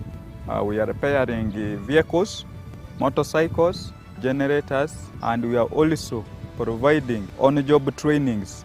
My life now has changed. I'm not in that life where I used to stay in a small hut. It had no power. Now I'm staying in a house with a power. I never had a water tank. Now I have a water tank. I had a bathroom with papyrus. Now I have a very standard bathroom. So I want to thank Total E&P Uganda and the Ugandan government at large. Working together to sustainably develop Uganda's energy resources. It's been of great assistance to our development. We've expanded our plant and equipment, we've developed our human resources, and we've also improved our management. Total Energies has undertaken a number of initiatives aimed at ensuring that Ugandan entities and citizens are adequately equipped to participate in the oil and gas sector. In 2012, we started working with Total Energies until 2019, where we worked on the replacement houses, and we delivered 30 houses for the people who were being relocated from the industrial area. We are also working with the Total Energies on over 10 kilometers of roads that we are undertaking. There's a ripple effect. We are getting the services of labor within the communities, materials. Total Energies has been of great assistance to our development.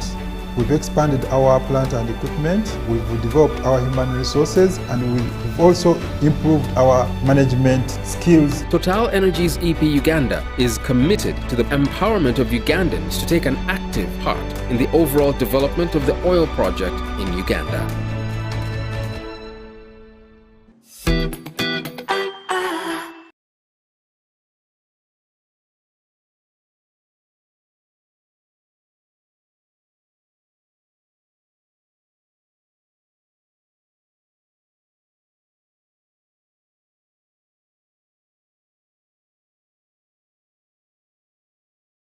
In Uganda for these local goods and services. Already more than 160 Ugandan companies directly involved in our project.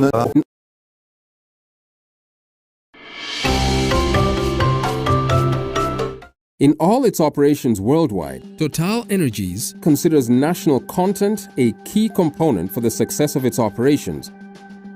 Over 94% of the overall workforce are Ugandans, and we continue to recruit and mobilize more and more. Around 8,000 Ugandan nationals will directly contribute to Tilenga project only. More than $700 million is expected to be really spent in Uganda for these local goods and services. Already more than 160 Ugandan companies directly involved in our project. This strategy was developed in line with the national content regulations of Uganda. As PAU, we would like to recognize Total Energies, E&P, for their efforts in employing, training and skilling Ugandans. Total Energies EP Uganda is committed to the empowerment of Ugandans to take an active part in the overall development of the oil project in Uganda.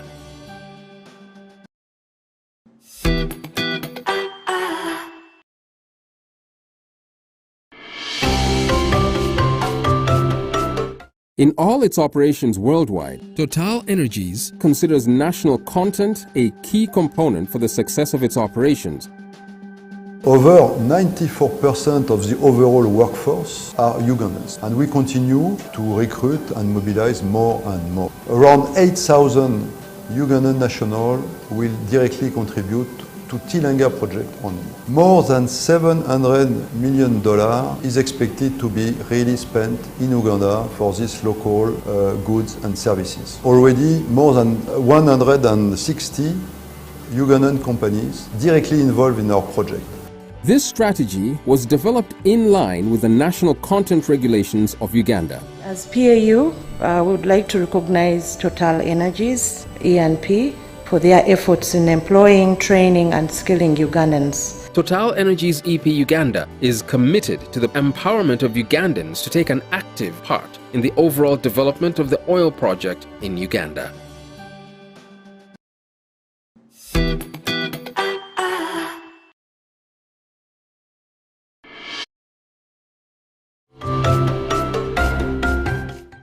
Total Energies has undertaken a number of initiatives aimed at ensuring that Ugandan entities and citizens are adequately equipped to participate in the oil and gas sector. Some of these initiatives include training of heavy goods vehicle drivers.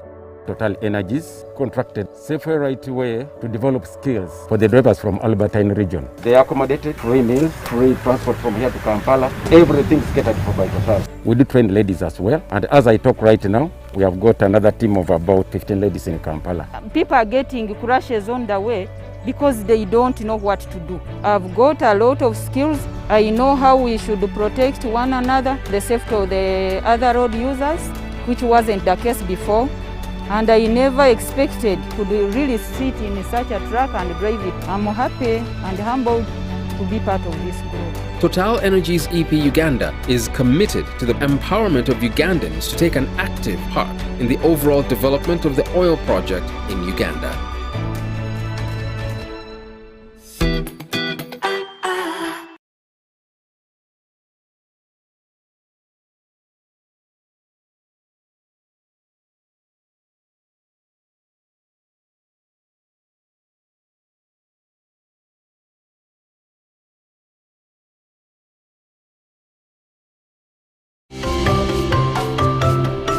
Total Energies has undertaken a number of initiatives aimed at ensuring that Ugandan entities and citizens are adequately equipped to participate in the oil and gas sector. We have currently secured contracts with Total Energies and Mark Demott in excess of $3.5 million. Total Energies has assisted us in our capacity building in the bidding process, understanding the national content requirement through various workshops that we have participated in, and also connecting us to potential contractors. So Total provided training, specifically VPSHR, for all our staff who are currently working in the project, and they have also built capacity of our in-house trainers. Total Energies EP Uganda is committed to the empowerment of Ugandans to take an active part in the overall development of the oil project in Uganda.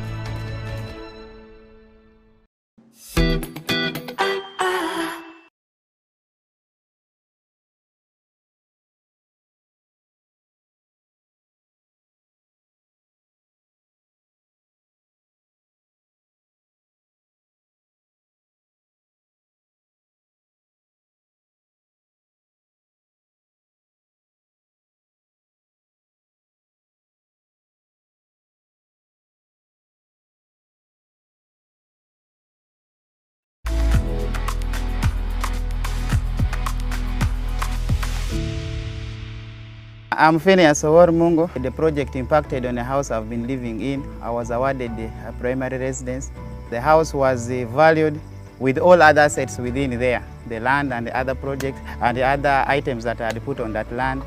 It was valued. I've constructed some few houses for rent.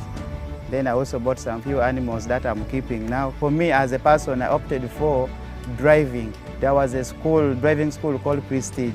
So the driving school was brought here by Total, and they trained us. We traveled to Kampala and processed our permit. We were also facilitated with the tools. So we have the tool kit. I can drive the minor repair. I can also conduct on vehicles. Working together to sustainably develop Uganda's energy resources.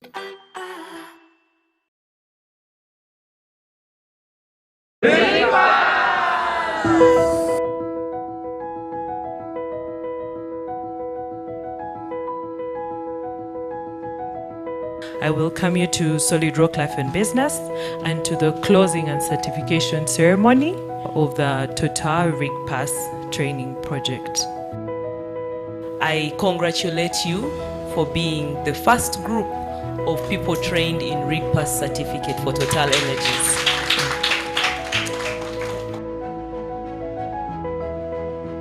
The objective was to train and certify 60 Ugandans in Rig Pass training. There were very many other districts that were involved. Of these 60, we had 13 females, that's 20%, and for us that's a celebration. My name is Jacqueline Katwesige. I am from Hoima district. I come from Pakwach district. I come from Kiliandongo district. I'm from Wakiso district. My name is Mukitse Rachel Shikongola, and I'm coming from Bulisa district. This training is the IADC Rig Pass training. IADC is the International Association of Drilling Contractors. I got to know this training from the LinkedIn platform, which connects different professionals from different disciplines. As someone who is so active on LinkedIn, I landed on this opportunity. When I saw this opportunity, I was very motivated to apply, and gladly I was chosen. This training equipped us with basic knowledge in health and safety concepts in oil and gas. You've gained safety ability, safety practices that are applicable across board.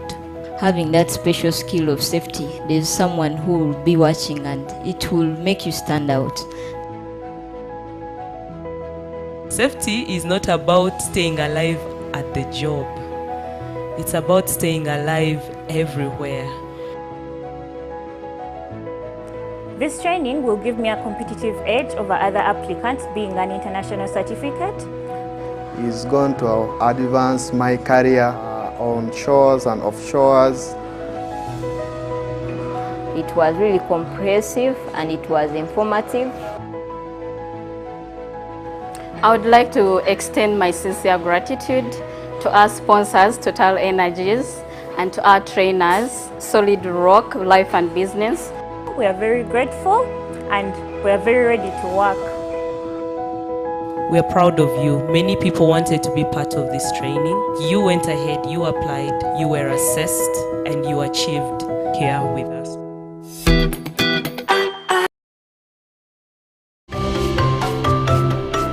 Total Energies has undertaken a number of initiatives aimed at ensuring that Ugandan entities and citizens are adequately equipped to participate in the oil and gas sector. Yeah, we do manufacture and supply personal protective equipment. We supply beyond Total Energies. We supply their subcontractors.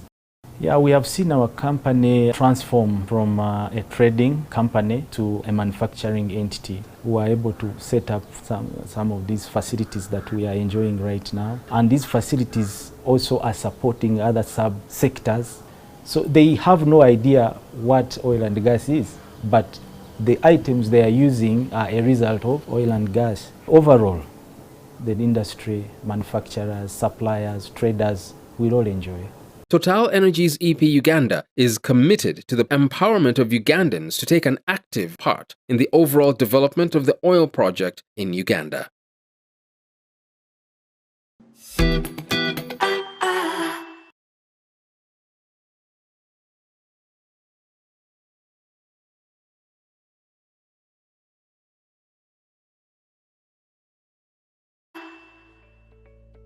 We as UPIC attended this ISO Integrated Management System training at Sunmaker, and we are proudly certified against the 3 standards, that is Quality Management System, Environmental Management System, and Occupational Health and Safety Management System. Integrated Management System training has been very impactful to our company because the systems that we thought would be very hard have now been very streamlined, and the fact that they have been documented.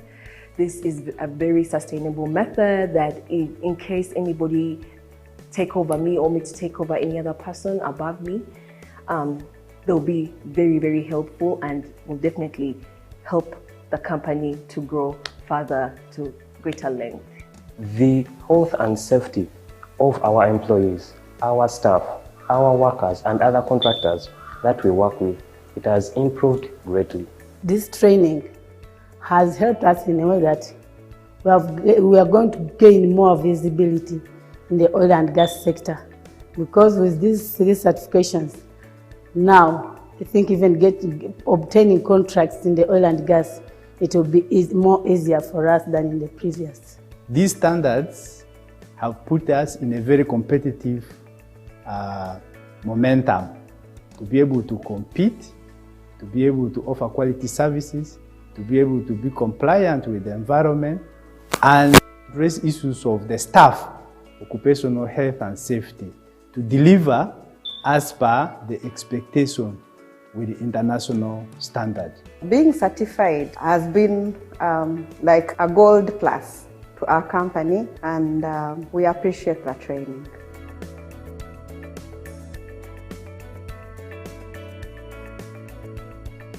IMS is a living thing. The processes are living, so we improve every day. Through continuous professional development, we are continuously going to be able to output the maximum quality required by our clients for any contracts that we get. We will definitely have regular internal audits, and we will even at least once a year have an external auditor to come in, and as soon as we find any gaps, we will be quick to close them up just to better the company. We sustain the practice and knowledge we have acquired through practicing whatever we've been trained. In the coming curriculum review activity, we shall have to incorporate aspects of quality, environment, and health and safety, so that the young generation that we are training are imparted with practices and skills in all of these three aspects. Improvement and practicing. That's how we can sustain the standards that we have acquired. It's a collective effort for everybody in the company with the support of our management. There will be continuous capacity building. But to operationalize the standard we have put in place, it has to be utilized and enhanced. And our active participation in the oil and gas sector will therefore ensure that we continuously sustain the system. Thank you for considering companies which are coming from Nyowa and other neighboring communities.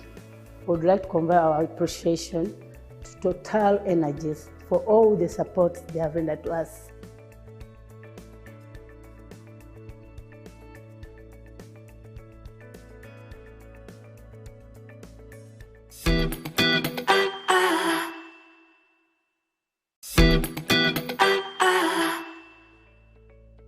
We as UPIC attended this ISO Integrated Management System training at Sunmaker, and we are proudly certified against the three standards, that is Quality Management System, Environmental Management System, and Occupational Health and Safety Management System. Integrated Management System training has been very impactful to our company because the systems that we thought would be very hard have now been very streamlined, and the fact that they have been documented.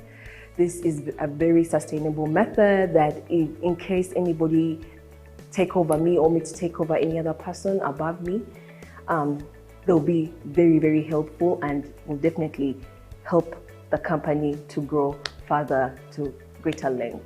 The health and safety of our employees, our staff, our workers and other contractors that we work with, it has improved greatly. This training has helped us in a way that we are going to gain more visibility in the oil and gas sector, because with these three certifications, now I think even obtaining contracts in the oil and gas, it will be more easier for us than in the previous. These standards have put us in a very competitive momentum to be able to compete, to be able to offer quality services, to be able to be compliant with the environment, and address issues of the staff, occupational health and safety, to deliver as per the expectation with the international standard. Being certified has been like a gold plus to our company, and we appreciate the training.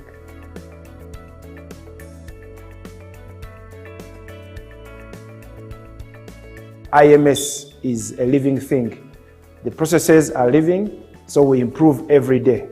Through continuous professional development, we are continuously going to be able to output the maximum quality required by our clients for any contracts that we get. We will definitely have regular internal audits, and we will even at least once a year have an external auditor to come in, and as soon as we find any gaps, we will be quick to close them up just to better the company. We sustain the practice and knowledge we have acquired through practicing whatever we've been trained. In the coming curriculum review activity, we shall have to incorporate aspects of quality, environment, and health and safety, so that the young generation that we are training are imparted with practices and skills in all of these three aspects. Improvement and practicing. That's how we can sustain the standards that we have acquired. It's a collective effort for everybody in the company with the support of our management. There will be continuous capacity building. But to operationalize the standard we have put in place, it has to be utilized and enhanced. And our active participation in the oil and gas sector will therefore ensure that we continuously sustain the system.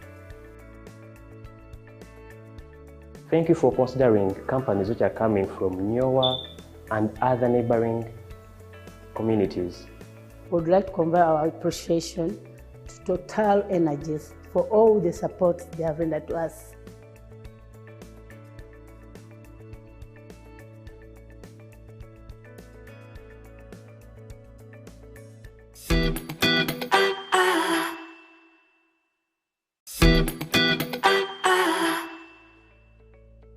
We as UPIC attended this ISO Integrated Management System training at San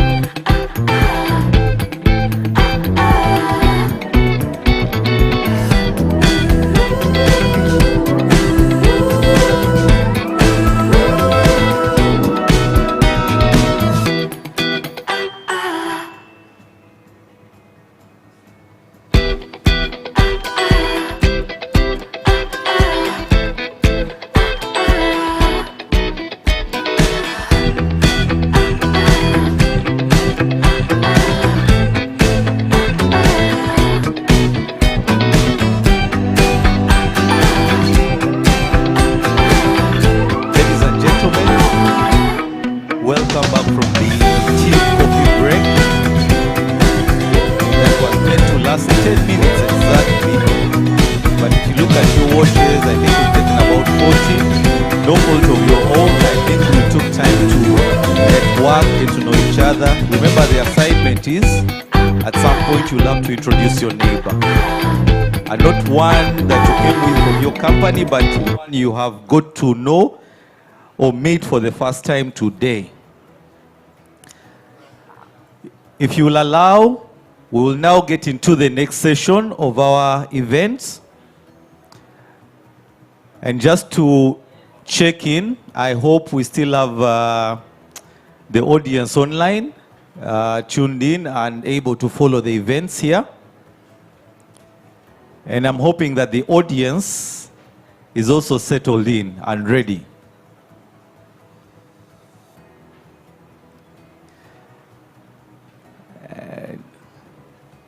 No, not yet. I'm assessing that. Laptops, phones, notebooks, and side discussions. Yes, thank you, Mr. Abuso. Was the laptop gone? When I see the last laptop gone, we then continue.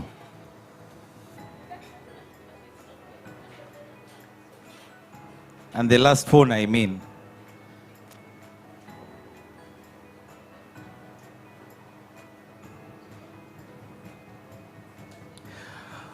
All right. Our next discussion will be on reflection.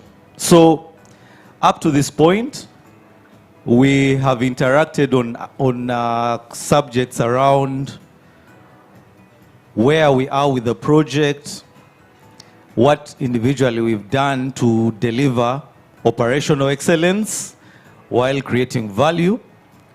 We've also taken stock of what value we have created so far. All the speakers that have spoken up to this point have gone through a few areas of conversation that touches those aspects.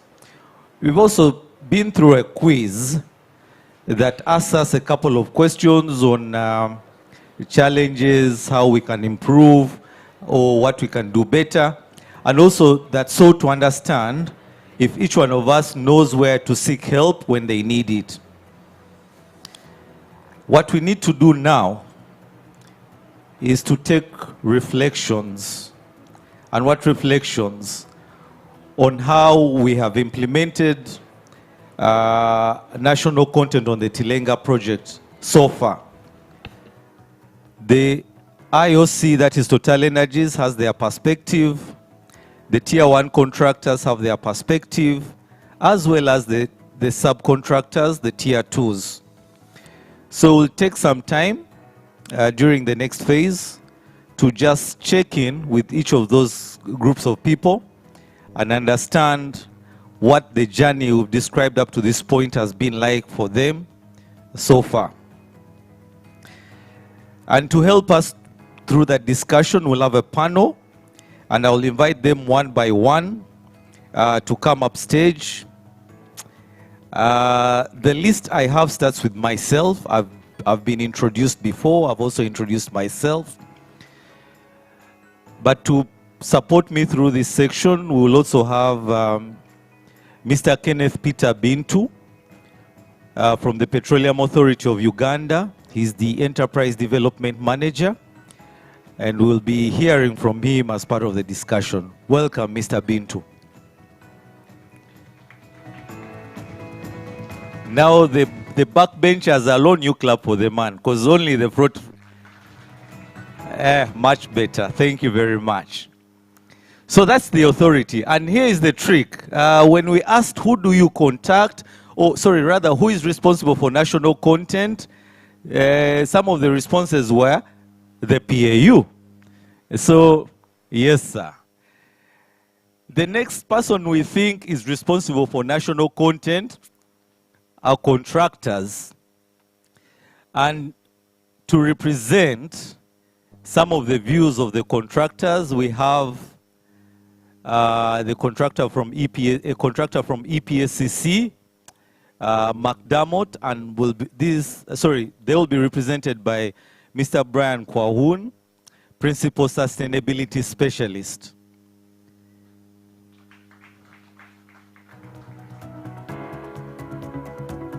Welcome, Mr. Kwahun. EPSCC is a consortium or is executed by a consortium of partners or companies. So that's part one. The second half is Sinopec Uganda. And we will have Mr. Solomon Hans Ruyonga, Senior Officer, Public Relations and National Content.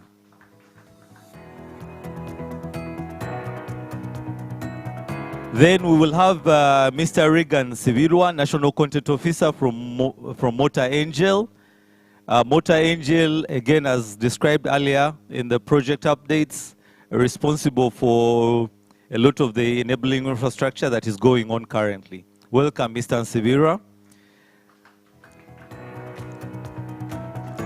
We will also have Mr. Bernard Ojambo, Administration and National Content Manager from Valorec. And these are responsible for part of the drilling works or drilling contracts that we have. The left side of the room didn't clap, so which is the left? This side, the other side. Depending on where you're seated. Please clap for Mr. Much better. And to represent the subcontractors, to get a view of what their perspective is, we will have Mr. Nuwasasira Gilbert, National Content Officer from Prand Engineering.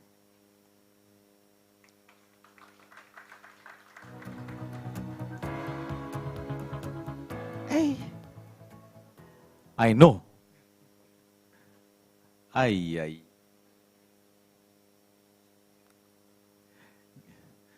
Charlotte, do you want to come and moderate this, just to make this a bit more colorful? We apologize in advance for this setup, but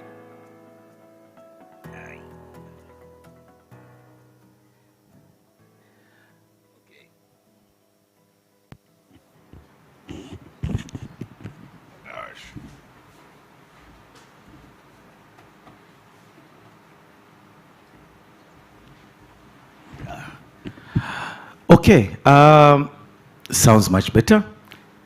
So to our panelists, and I will start, I think, with my immediate, to my immediate right, Mr. B.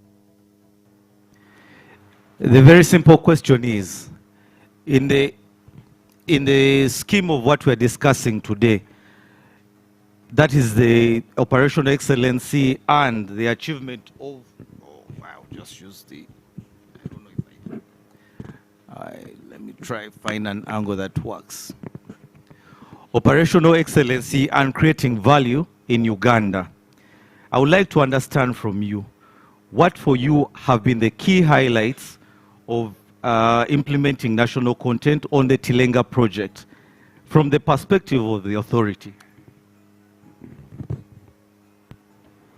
Thank you, Peter, for that question. I think the number of highlights that have, in my view, and as the authority, things that we think have gone well in promoting operational excellence, one of the things that we feel has gone well is the effort that has been made by the different contractors on the Tilenga project to build the capacity of local enterprises, but as well to give an opportunity to the local enterprises to participate. I'd like to say we see a number of local contractors doing different scopes of work on the Tilenga project, and the efficiency has grown over time. We are seeing less complaints about the quality of work that is done by the different companies. And I think also companies over time have gotten to appreciate the quality requirements and the need to ensure that they deliver in line with the expectations. So there have been a number of positives that we've seen, and one of the things that I really appreciate and that I commend the Total project for is the effort to continuously support local enterprises, build their capacity, and see that they continue to participate on the project. Thank you.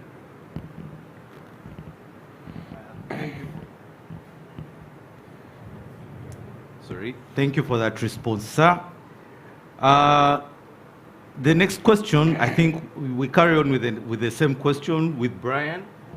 For you, I mean, the regulator has given us his perspective holistically on what the key highlights for him, or from the perspective of the regulator, have been on furthering or fostering national content and value achievement on the project.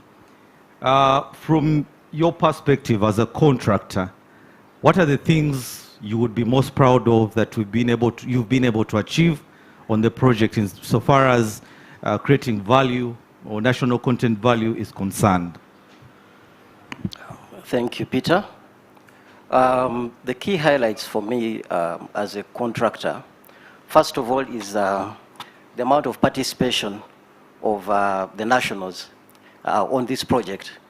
For example, as McDermott and our subcontractors, we have 93% participation of Ugandans on this project, and yet it's the first time we're having a project of this magnitude. So that is the big achievement, and I think we need to applaud ourselves for that. And then also, we still recognize the fact that it's the first time we're having such a project in Uganda, and the efforts that the different participants have made in capacity building of the Ugandans to be able to, participate more, to appreciate the sector more, especially the fresh graduates. We have so many interns and graduate trainees on the project who are brilliant enough to get absorbed and get contracts on this project. That is also something very big to applaud the people, the Ugandans. Yeah. Thank you. So if I hear you correctly, there's been the level of participation has been around employment, skilling of people in their multitudes. I mean, and probably I'll come back to you on that, on certain specifics around whether as a contractor, you've been able to introduce new skill sets, competencies, but maybe as a follow-up question. Mr. Ruyonga Solomon Hans, I think same question to you, sir. If you don't mind, maybe you can rephrase it. It's too many words. Very simply, what are you most proud of in terms of what Sinopec has been able to deliver in terms of value, national content value on the project? Thank you very much, Peter. For our scope, which is EPSCC, that involves lake water abstraction, involves horizontal directional drilling, involves pipeline welding, involves piping for well pads. You can see everything is a bit more practical. So I would say Sinopec holds the flag up in training technical Ugandans. We have over 86% Ugandan employees, and I've trained over 900 Ugandan employees. That involves both our subcontractors and Sinopec employees. So in the past maybe 2 years, we have so far tried to train Ugandans in aspects of design engineering. We have sent 9 Ugandans to China for mentorship programs in fields of design, calibration for well pads. We have also trained 40 pipeline welders. Right now, as we speak, we have 14 currently ongoing training. Pipeline welding is not just a simple put pipe together, then weld. It involves a lot of technicalities, X-ray, things like that. So I'm proud to say that on the hands-on part of things, we have contributed a lot to national content in Uganda. Of course, not forgetting the 300 plus Uganda suppliers we have involved. We have spent over, Brian will correct me on this, maybe over $50 million on goods and services in Uganda. And we are still encouraging Ugandan companies to come for these kinds of workshops and get more business and get more trainings. Through the IEC, of course, we have tried to make sure that the small SMEs get the small basics of why and how to join the oil and gas industry. So if I had 2 hours, I would say so much more, but I think that's it for me. Thank you. I can allow you the 2 hours after here. That's okay. After lunch, huh? I think to the next respondent, same question to you, sir. Very, very briefly. Thank you, Mr. Peter. First and foremost, I'm going to be reminded by the upstream and midstream national content regulations, in particular regulation number 5, which requires the authority to supervise, coordinate, and monitor the development of national content in the sector. Looking at that regulation, there's an aspect of monitoring. And when it comes to national content, it is very imperative that we can leverage on that aspect of monitoring the performance of national content. So we as Motor Angel Uganda, we are an engineering and construction company, as we have seen the statistics from Mr. John, saying that we are involved into the enabling infrastructure, where we have to construct 31 well pads, both in the north and the south. At our service, in our services, at the center of it is national content upstream also. So, talking about national content, when it comes to employment, we recently met the authority in August, and we are sharing statistics as being compliant to monitoring. And we realized that, as we have seen, for CFT1 by September, showing that it is at 100% completion. The statistics showed from our employment that we had actually surpassed all the commitments that we had in that contract, except for the employment of Ugandans from other districts, which had, I think, 34-something%. But regardless, because of others, local community and Ugandans, in comparison to the expatriates, we had performed really very well. So extending this to also to the enabling infrastructure, it is happening similarly, also the same case. And we're having, at the management level, we're having over 50% in managerial positions of Ugandan citizens. So I think we are performing well in regard to employment of Ugandan citizens. When it comes to procurement of Ugandan goods and services, we are awarding most of the contracts to the local companies. However, we have some challenges, I think, which we will discuss later on as the authorities here, and will be here to help us with them also. So I think that's all that I can say right now. Thank you.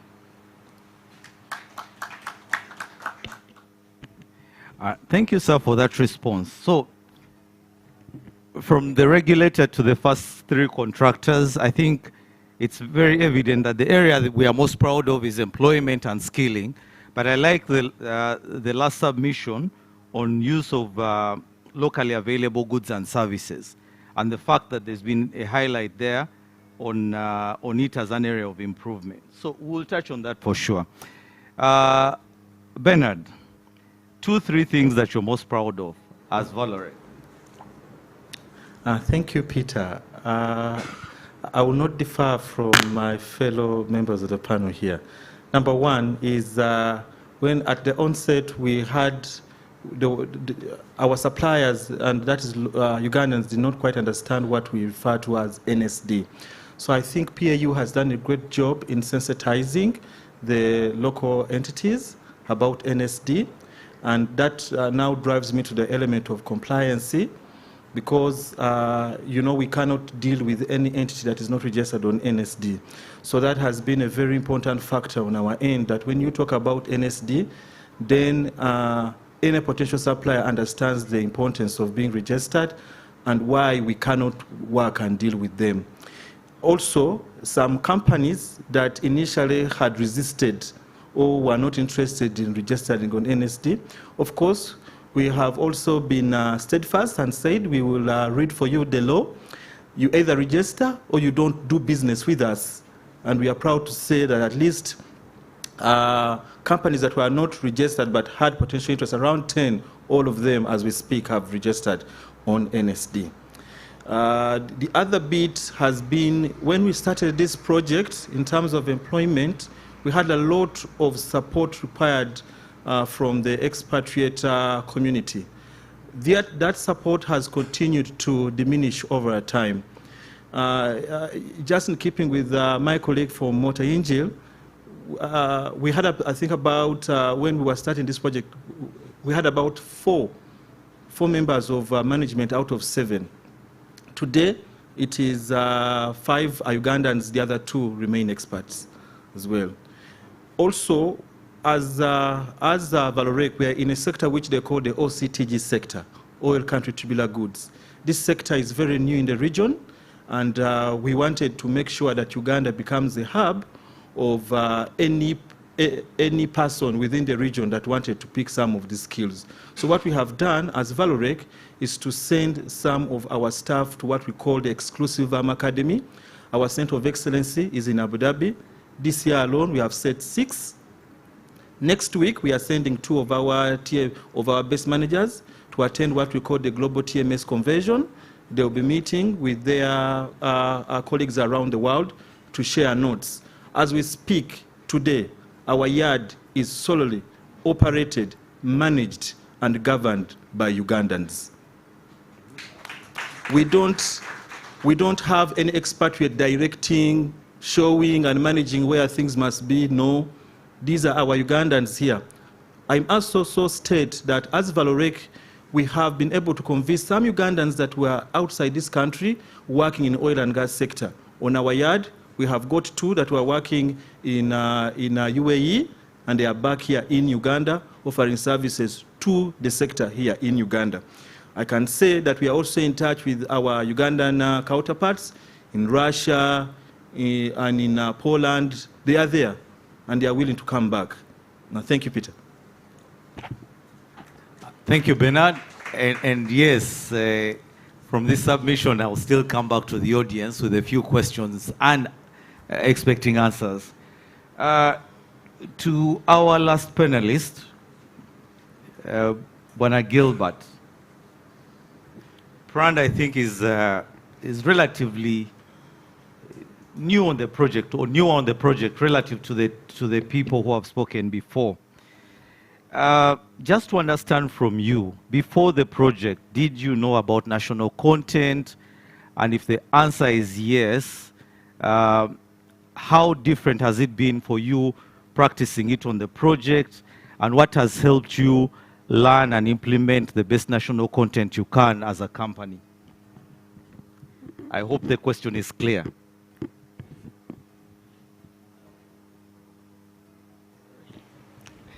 Thank you.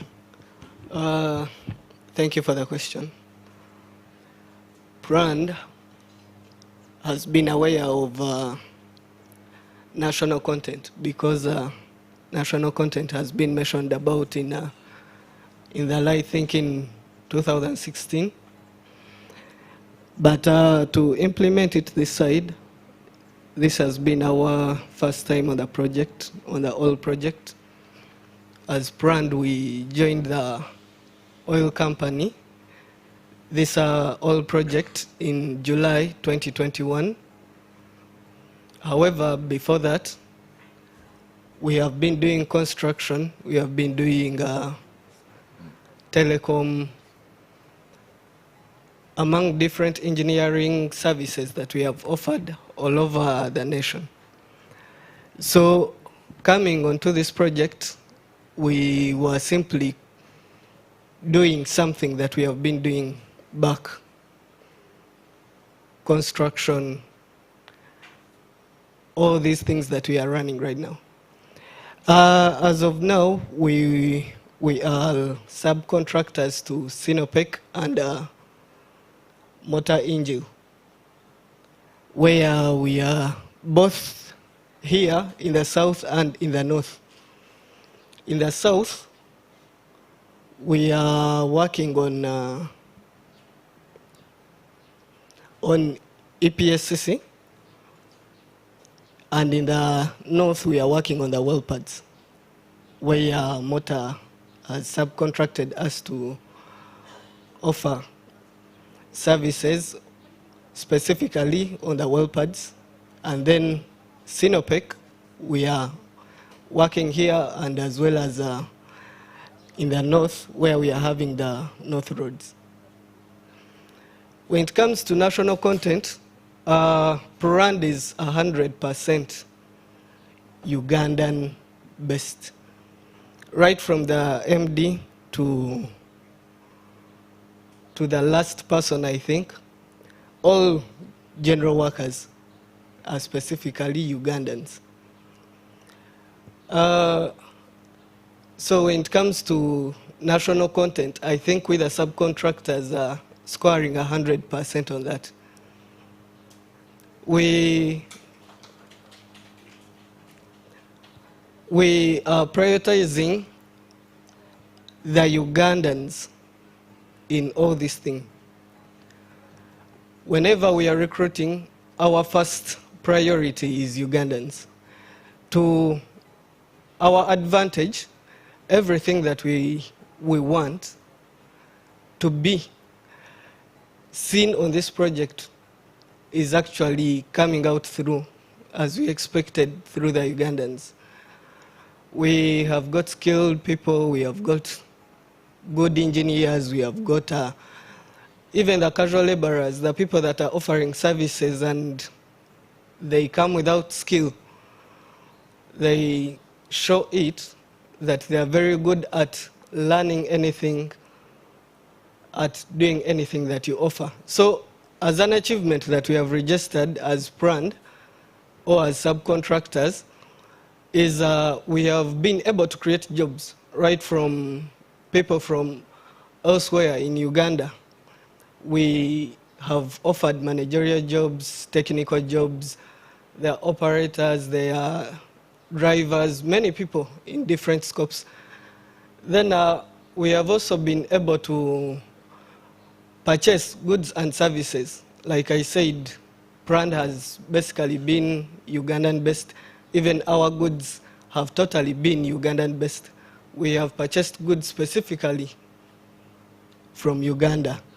And currently we are doing some trainings. Of course, as I said, we bring on people without skills, and we have put in time to try and educate these people and train them accordingly.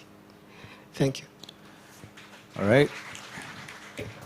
Thank you very much for that response. And I think the response has quite a number of key messages and achievements that you've enumerated, from the fact that you entered the industry and transferred what you've done before in other sectors onto the project. You've managed to achieve 100% national content, and for you the journey still continues, and that's excellent submission. Now to Bernard, you touched on something. So we have all, I mean generally, said we have achieved, and indeed that's the theme of the day, that we have moved a journey and we have recorded some quite interesting milestones. But any journey, as you'd expect, has its challenges.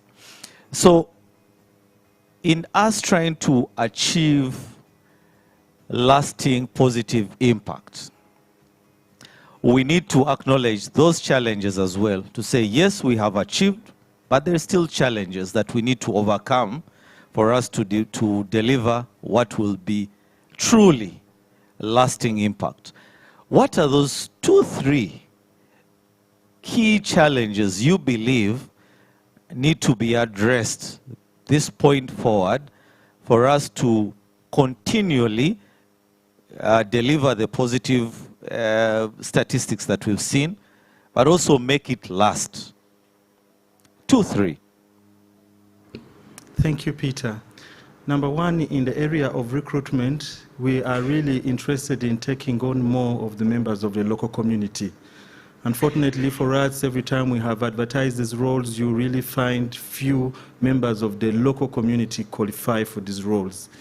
I really would want to have more staff from Bulisa, QHC officer coming from Bulisa.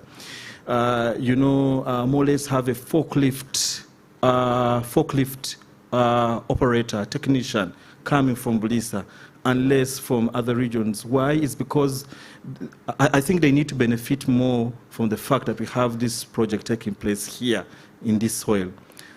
Secondly, on the element of national content, I think the challenge that we have experienced has been suppliers are really taking time to read the contracts that we give them.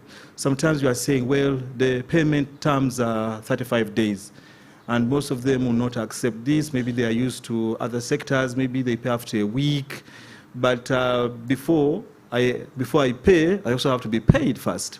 So sometimes you have those kind of challenges, and say, okay, 35 days should be sufficient for you Most are actually coming through and understanding some of these terms, and others are having challenges. Then also, we have some, in terms of quality, and this is the last one, sometimes for us as a player in the OCTG sector, you have some specialized tools and equipment. And some suppliers do not know what these ones are, because at times I may want something in less than a week or two, but they have to import and they have to wait for about maybe 2 months. And time is not on my side. So sometimes if they have to take that long, I am unfortunately compelled to seek an international player to provide. So these are some of the challenges that we are facing, as much as we would like that even if this tool is specialized, this equipment is specialized, I would like to give a chance to Ugandan to supply. Thank you, Peter. Thank you, Bernard. 3 areas there. Recruitments from community could improve with improved skill, understanding of contracting terms, and the quality and timely efficiency in the, timeliness in delivery of contracts. To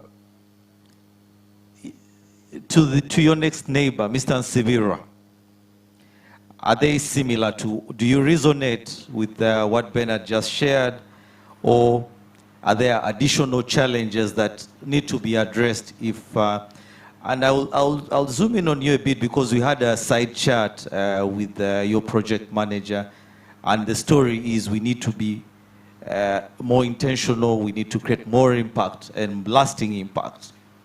What are your thoughts? How do we deliver that lasting impact that stays longer or long after we've gone? And what are the challenges to that?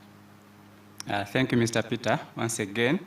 I'm not going to say something so much different from my colleague, but some of the challenges that I've encountered on this role, I'm a national content officer in Motor Angel, Uganda.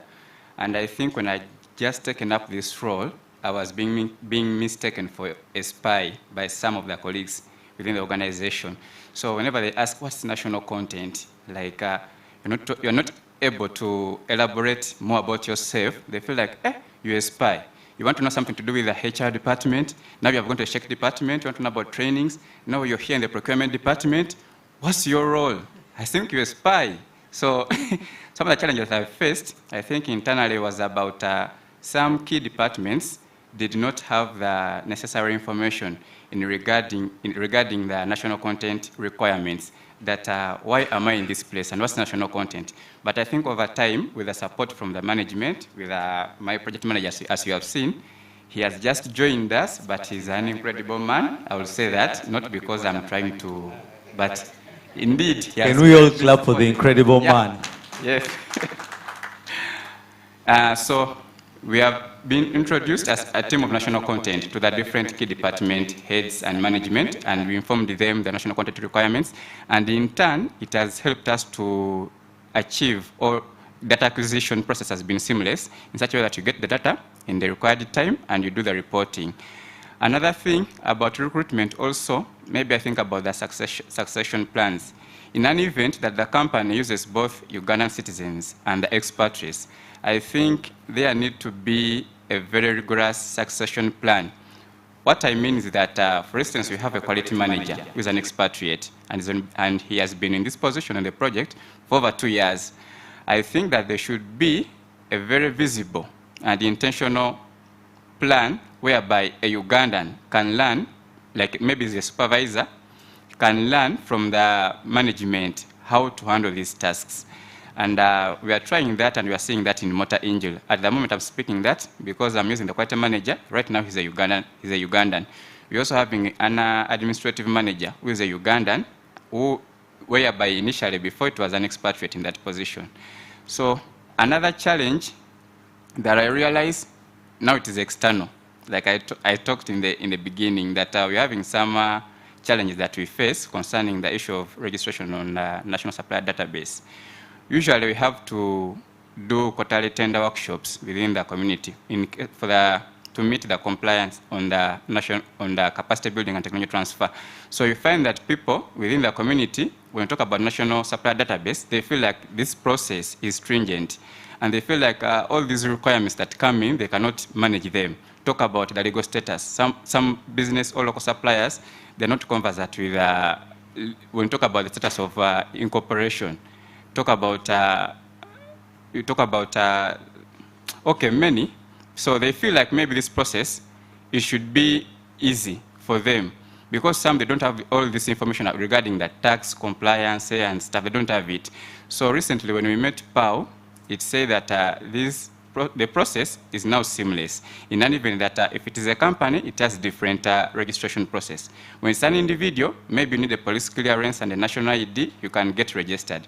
But I feel like as if the community still hasn't understood this, if there exists, so there's an information gap that needs to be addressed, that maybe the authority should engage the communities and inform more that, you know, this has changed and this has changed, so we can have more of the local suppliers coming within the local community, and we will be also Ugandan companies, and in that effort, we will be embracing national content. Aside from that, I think I can stop from there. Thank you very much. Thank you, Mr. Nsibirwa. And I think very clear messages, but I pick two important things from all of it. How the organization outside of the national content embraces and commits to national content. Very critical. I think a critical success factor for all of us. And I think it's an area for all of us that national content is not just for the national content department. It's for generally everybody from top to bottom. And that's a critical success factor that each one of us needs to take away and embrace if we are to continue achieving or meeting the objectives we've set out. Information sharing, NSD registration, or information gaps, NSD registration still are hindrances, and I think, yes, indeed, majority of our community suppliers are still struggling. But even at a national level, we see a bit of that. Those, I think, are some of the challenges you've shared.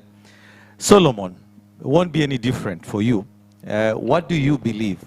I mean, aside from what has been mentioned, anything different that you believe are key pain points that that need to be addressed before we can continue to achieve national content? Thank you very much, Peter. I'm not going to repeat what Bernard and my colleagues have said. I think we pretty much share the same challenges. Just that for me, I'll just give maybe compliments to the authority and to Total Energies, our client. As Sinopec, you know, we're a very big company. We work in different organizations, different countries, different timelines, different cultures. But in Uganda, it first became a challenge because you all know Sinopec is a Chinese company. The Chinese are more or less robotic. When they get an assignment, they just want to go ahead with it. So balancing timelines and trying to train on job was becoming a challenge in the past 2 years. But because of our interactions with PAU and the company and the local community, we found level ground. Because you have a pipeline to finish, there's a deadline. The deadline is upwards. Total is saying, you have to do this. The government is saying, Total, what's happening? PAU is saying, the president is asking questions. So the only question would be, you want us to finish the pipeline or you want us to train Ugandans? That was the argument all the time the past 2 years. But because people like us, Ugandans, who have really learned on the job on how to do national content through Total Energies and PAU, have pretty much instilled it in our companies to say, look, we all have a shared vision. We have to achieve fast oil, but you cannot just leave us empty-handed. You have to leave us with skills, you have to leave us with technology, you have to leave us with longevity. So mine is just a compliment, and it goes back to my first point. Collaborations have worked. Mr. Dai there, my boss, sitting next to Rosette, always in arguments with Peter and Rosette about why are we training this, but where we have to do. Mr. Dai, you know, we have commitments. Please, let's follow them. Okay, we shall do it. Solomon, get to work, get this done. And basically, that's how Sinopec has been working. So that has been not a challenge, but a learning process. Thank you very much. Thank you, Solomon. And Brian, I think I'll now change the question, because clearly we've run out of areas or pain points. We are now complimenting. But no, the compliments are good, because again, where we started, it's been a learning process for everybody. And certainly the balance between, we talked about operational excellence, which is the project, you have to deliver the pipe, versus delivery of value. Those two things are not mutually exclusive. They have to work hand in hand. So finding that right balance, I think, is what I've heard, is that over the years, you have to learn to balance the two. I deliver the pipe, but while I do it, I also deliver value. Value in terms of skills transfer, skills and knowledge transfer, value in terms of use of goods and services, value in terms of utilizing local labor force, and etc., capacity building. So I think what we learn again forward is that one should not override the other. And I think all of us are very aware of that. If we have first oil to deliver in a certain year, it has to be done. But then as we do it, we cannot leave people behind. We take them with us. And I think it's a good learning. It's one we carry away and say, how do you balance the two? Operational excellence, deliver the pipe, but while you do it, leave capacity built, but also leave a certain value that we will be proud of. Brian, balancing operational excellence or delivering the work that you've been contracted to do and delivering national content, big task that we still need to continue. How have you managed to navigate that? Or how should we navigate that? All right. Thank you, Peter. Now, first and foremost, being able to balance the operational excellence as well as balancing the other elements of national content, I would say it starts from having, first of all, a good operational plan that is realistic and well-researched. Yeah? From that overall plan, as an example, you've been contracted to be the EPSCC. Yeah? First and foremost, you have to understand, you have to know what you're doing, you have to understand what you're going to do. You're going to put up the CPF, you have accommodation to put up and all that. Then that translates down to your national content plan. If you don't come up with a good national content plan, you're going to fail to get a good balance of the two. And there will be challenges in implementing your operational excellence as well as balancing. So you'd have to ensure that you balance the skilling in such a way that it won't affect, for example, when it comes to skilling of Ugandans, you balance it so that it doesn't really affect your operations, but you get a way how you're going to merge the two, yeah, without necessarily affecting operations. You need to do a lot of stakeholder engagement. The stakeholder engagement helps you manage expectations, and you also get more feedback from the ground. And this feedback is going to again translate into your plan, you know, like, because if people just expect, for example, yeah, there are this number of jobs, the expectation will be that everyone can do these jobs. Yet we all understand that it's the first time we have such a project, and we probably don't have the skills. We probably don't have the experienced people. So then how are you going to balance your expert labor force vis-a-vis the Ugandans? How are you going to ensure that there's a well-aligned capacity building plan? Yeah? How are you going to support the local suppliers, the national suppliers. We know there are some things that will be able to supply, there are some that they won't be able to supply. So if you have a good operational plan and a good national content plan, then you're able to seamlessly try and merge the two. Thank you. Okay, thank you, Brian. I think, well, the panel is clapping. The audience is not very happy. Can he? I think the audience is also happy with the answer. No, thank you very much. I think Brian raises a couple of important points. National content doesn't come out of thin air. It comes from a plan. And that plan comes from the work you're going to do. And I think the plan you make for national content has to be solid. Many of you in the audience have been through that. We ask for national content plans and commitments. And I think the message I hear is that those have to be linked and very closely tied to the work you have been contracted to do. There's also the element of monitoring when you do the work and reporting and etc. But it starts with solid planning for you then to have something realistic, but also one that dovetails your delivery of the contract that you've been awarded.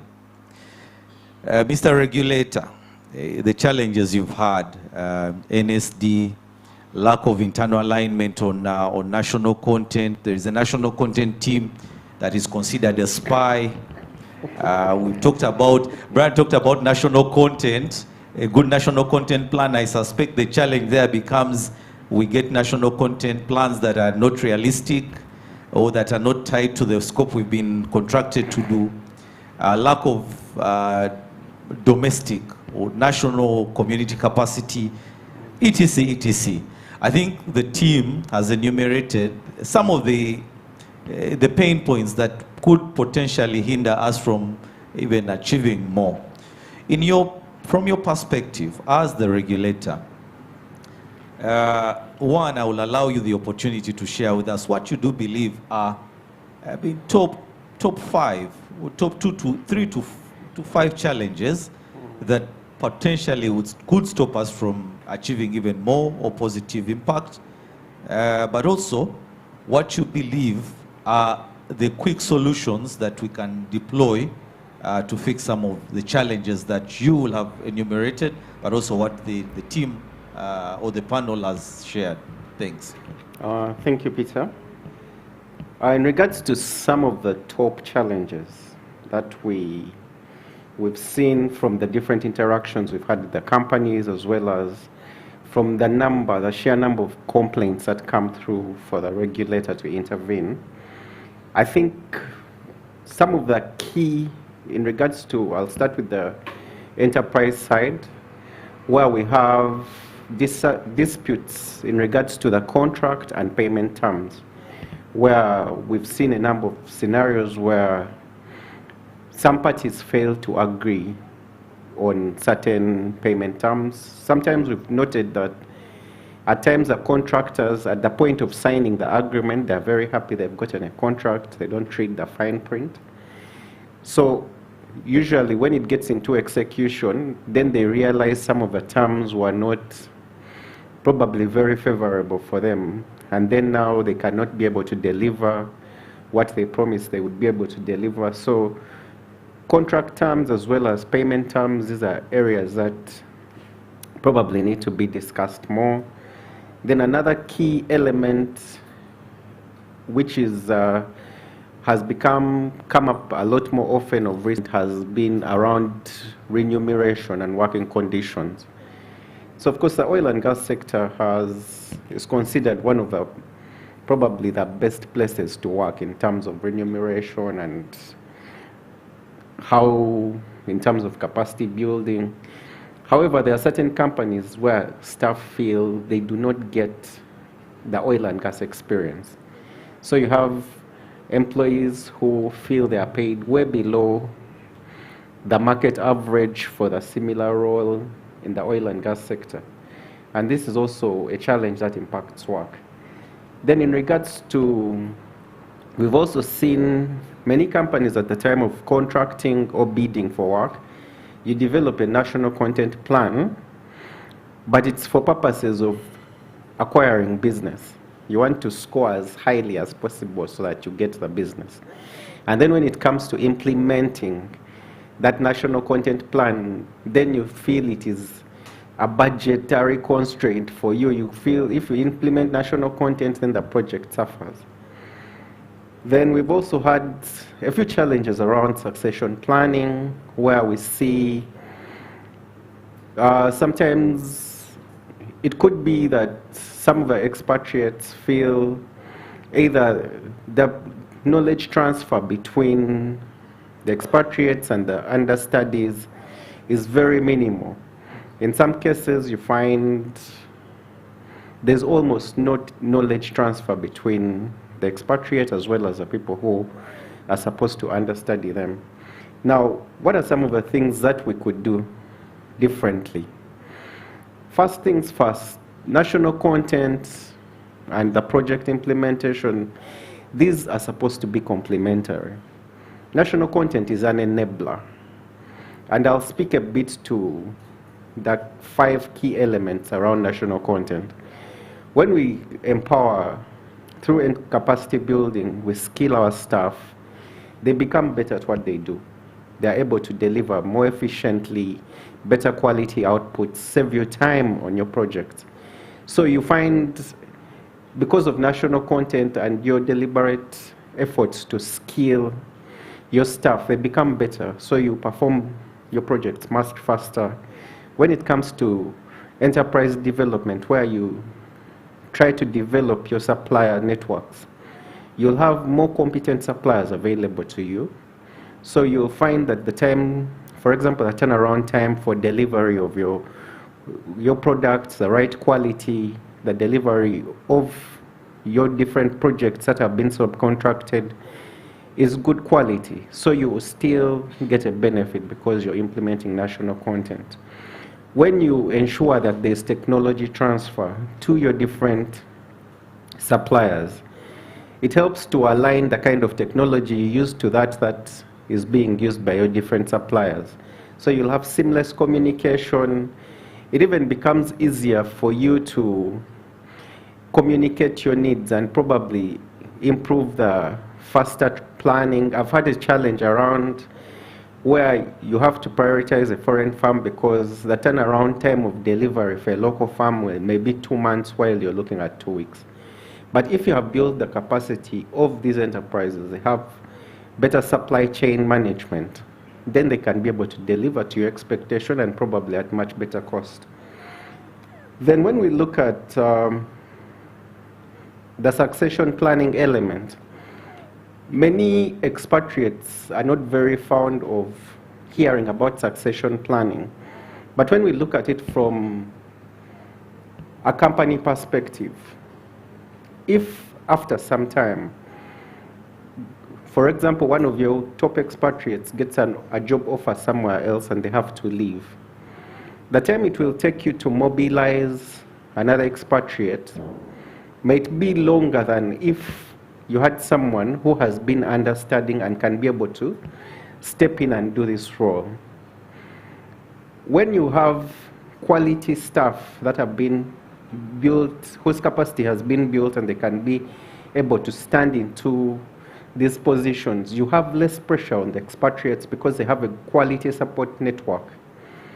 Usually, I believe this is better for everyone involved because the expatriates have great support systems in place, but also they actively participate to building the capacity of those who report to them. So even when you're looking at majority of the companies have other projects in the region and elsewhere, when you have built capacity of this staff, you can even be able to second them to other projects. That way you reduce the turnaround time. You'd have training people in those other projects to be able to execute the quality of work that you'd expect of them. Then finally, when it comes to supporting, one of the other challenges has been around compliance. Now, sometimes non-compliance can be in the form of you're trying to help a local community person supply, but they're not registered on the NSD. So you're trying to see how can we go around the law so that this person can be able to benefit. Now, one of the things that as authority we've done is to try as much as possible to ease the process of registration, and we carry out awareness campaigns in the different districts from time to time to ensure we try to onboard. But one of the things that we also want to see is the oil and gas sector should help to improve the quality of available suppliers.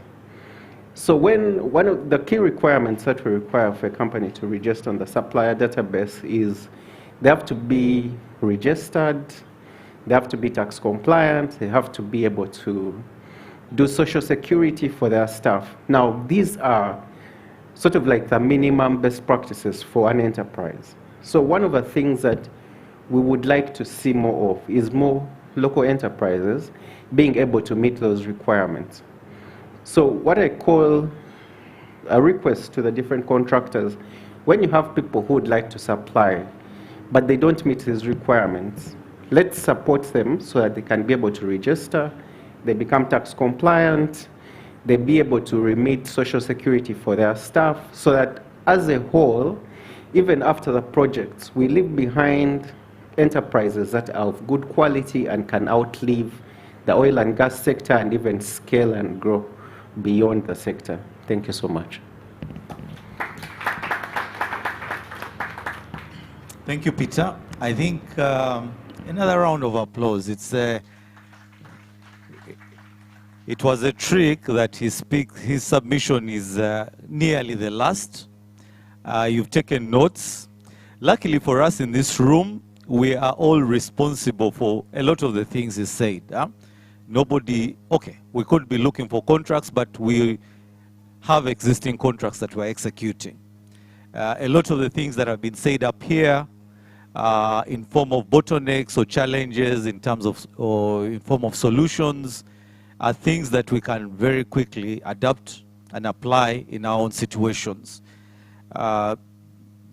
Viewing in national content as an enabler, as opposed to a challenge or a bottleneck to operations, creating quality enterprises, I think he's talked about it, supporting enterprises to comply, and a lot of other things that he's talked about. Lead times, for example, our local entities built, do they have the capacity to deliver quickly and efficiently? I think a lot of other members on the panel have touched on them. So a lot of good information that we go away and apply in our own situations or scenarios to improve, to continue to improve national content. As we've agreed and demonstrated ably, national content is applied right from the top, Total Energies, contractor, subcontractor, to the lowest level. So we all have work to do, and so we do it. At this point, we will look to the audience. Now, again, this being a unique one, it's a conversation. Oh, maybe before I go into the conversation from the audience, timely payments. Again, it can cut across from Total Energies to the contractor to the subcontractor. Are we paying on time? Are we paying to the agreed terms? And etc. So, for example, that as an issue has been a problem for a bit. Some of you have either been victims or you victimized others. And it goes either way, yeah? But you have to understand the ripple effect of delayed payments on the next tier person. Because normally it's the next tier. If I give you a contract to do a job and you don't pay me on time, it affects my cash flows. It affects the speed with which I deliver work to you. It affects the next person. So it's an area that we've been challenged to address throughout this period.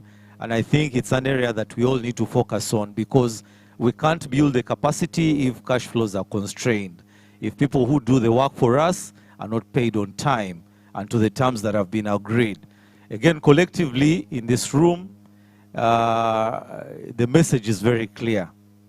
The terms have to be understood when we get into contracts, and these terms are the commercial terms, also the delivery terms or the method of delivery, milestones and etc. And all these have to be considered as we contract. Then once we all agree that these are the terms of contract that we've gotten into, we must live up to what we've signed up to.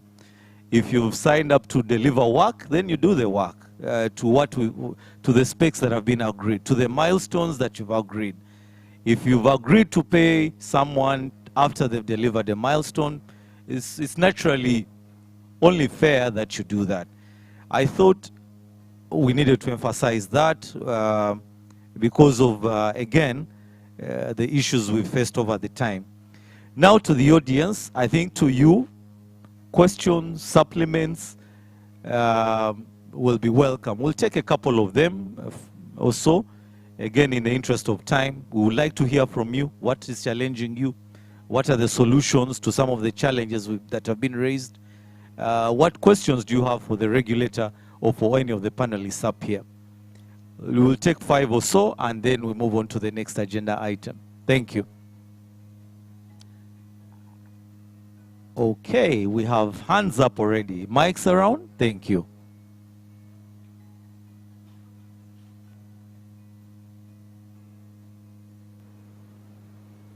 Yes, good afternoon, everyone. Yes, Tony Atura is my name, and I work for Cement as a community liaison and a compliance officer. I'm glad that we are here today, and I'm so much grateful for Total having organized such an event in our homeland. Yeah, our panelists have shared a lot, but I've picked a bit of them of what they have shared. Like, they have talked about, we've looked about at the pillars. They talked about some pillars, so I picked like 1 or 2, because there are 3 days. One about employing Ugandans and training Ugandan employees. Then another one is about building capacity. So for building capacity, I looked at creating change. So the question I had here was, how are we creating change? So our colleague from Valrec talked about employing specifically people from where we are operating from. So this is a question to each and everyone who is here. Are we sure that we are doing the right thing when it comes to our recruitment? Are we really following what we are supposed to do? Are we following the national content rules? Because we are told when you are employing, when you're recruiting, there's a percentage that is supposed to be for the local community. So the question is, are we really employing the local people? Because we are supposed to support them. It shouldn't be like that. It shouldn't be like how we used to debate oil discovery in Uganda is a curse or a blessing. So this question is to us, is oil discovery in Blissa a blessing to people from Blissa, or is going to be a curse? So let us try to look at the recruitment, because when you go to some other companies, you will find 50 people who have been employed in certain same-skilled jobs. You will find maybe 4 or 5 people are from Blissa. And that is a challenge to some of us who are CLOs. Some of us can't even stand in the congregation in our own district to express ourselves. By the time you say, I'm a CLO, then you hear words now. CLO, what is he doing? These are the guys, they are just there wasting our time. Our people are seated. So such questions. Then another thing is, we have skilled, we have done skilling. Yes, my colleague is looking at the time, but of course, this is the time to express ourselves. So that we are skilling. Yes, we are so much grateful. We've done a lot of skilling within Blissa. People have been skilled. The question is, after skilling, because I've met some people, maybe who have been trained, they have been skilled in driving, but when he takes an application to a certain company, they say you don't fit to drive our vehicles. Reason being, you don't have the experience, but someone has already a defensive driving license, but you're saying someone has no experience. So what is the use of the skilling that we are doing? Someone has an experience in liquid soap making, but it is very hard for him or her to convince a company that I have soap that I can share with you, but we are getting soap from Kampala. Is this fair? Is this fair? Can we look into such things? Because when I had a lady, she's from Lisa, she's making liquid soap. Good one, well labeled, but I was just trying, I told her, you know what, you first go to a certain company, try to meet this man, tell her I'm Faith, I do liquid soap, it is good. You can even give him a 5-liter jerrycan for free to convince. So can we also have this kind of open door that we try to support these people that we are skilling? Can we also support them? I'm finishing. We have also people now, like I can give an example. We are staying inside CCA. We are staying inside CCA, and we always, you know, of course, serving food, you make a line, but when you reach on a line, they are serving, you find a very small mango or an orange, very small, tiny and even very sour.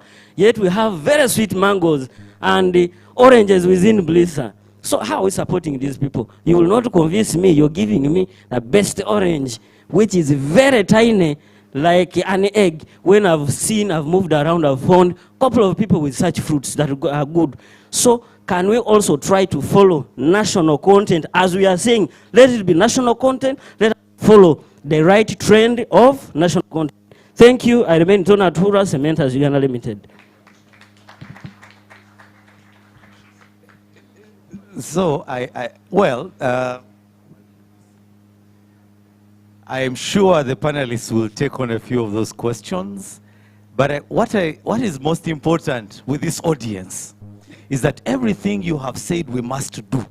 You must do. If we had the time, I would call on cementers to share with us exactly what of those components you've just raised we are doing and how we are doing them. Because it's important, and a lot of the points you raised are what we consider national content, community content.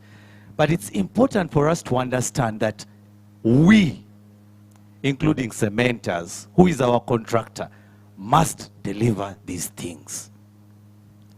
The liquid soap you talk about, do you use liquid soap as cementers? Do you?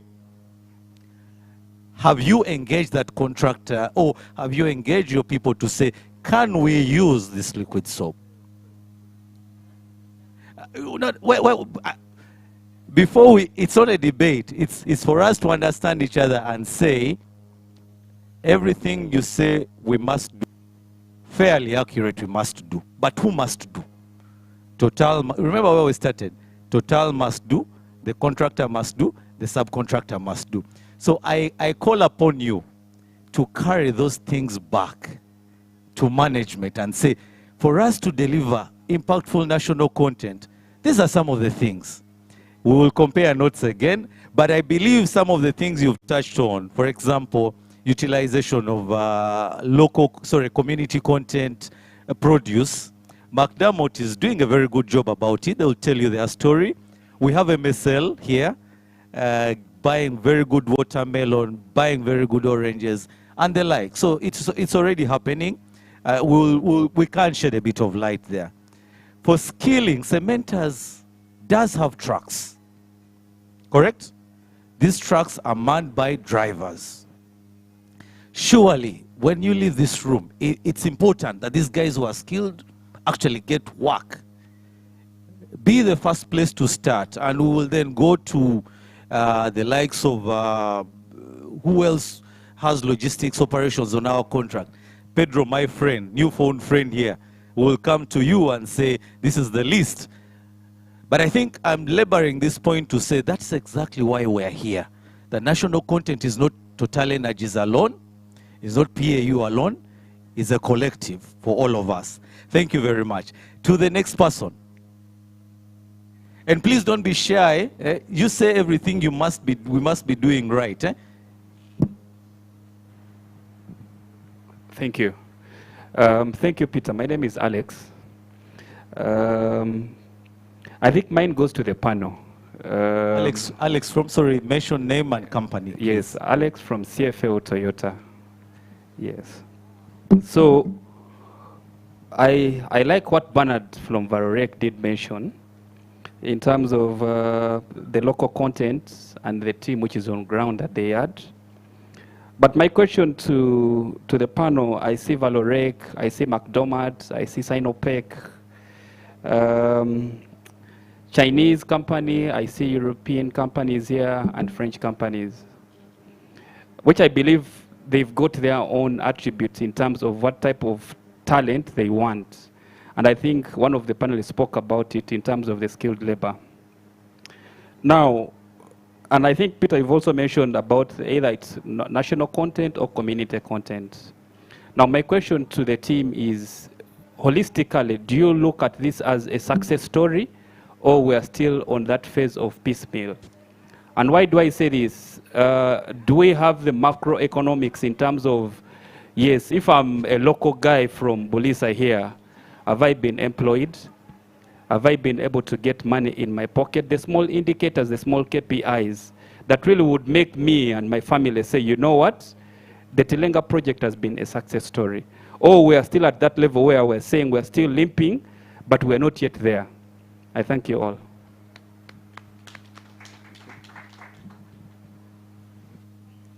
Thank you for the question.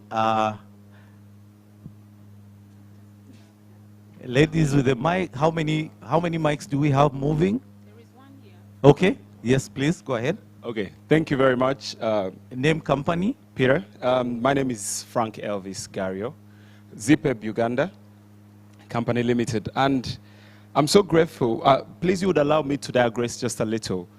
And I'm so grateful that we have our national content lead here, Madame Rosette.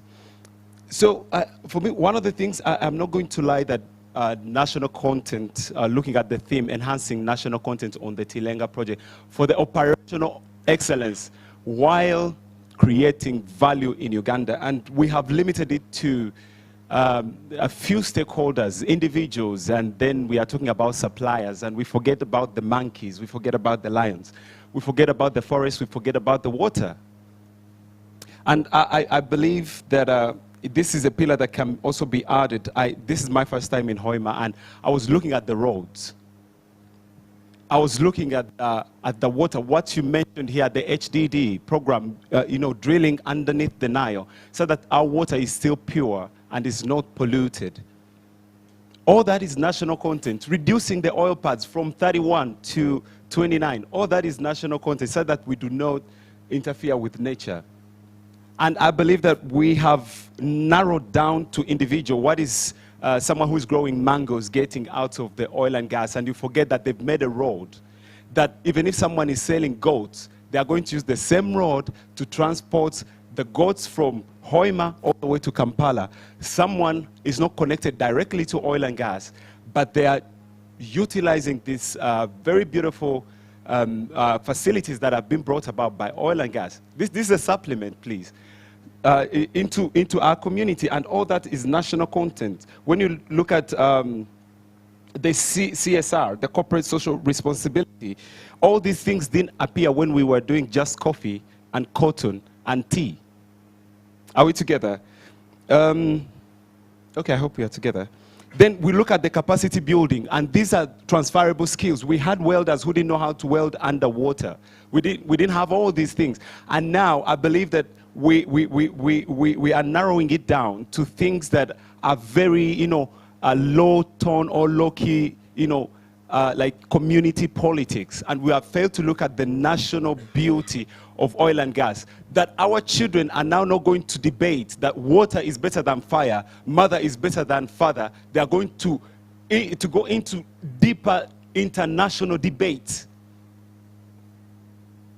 I believe that it cannot just be that, oh, oil and gas has been more harm than good. Come on, how many projects have built roads? How many projects have built underwater infrastructures? How many projects have built very beautiful waterways beside the roads? How many projects?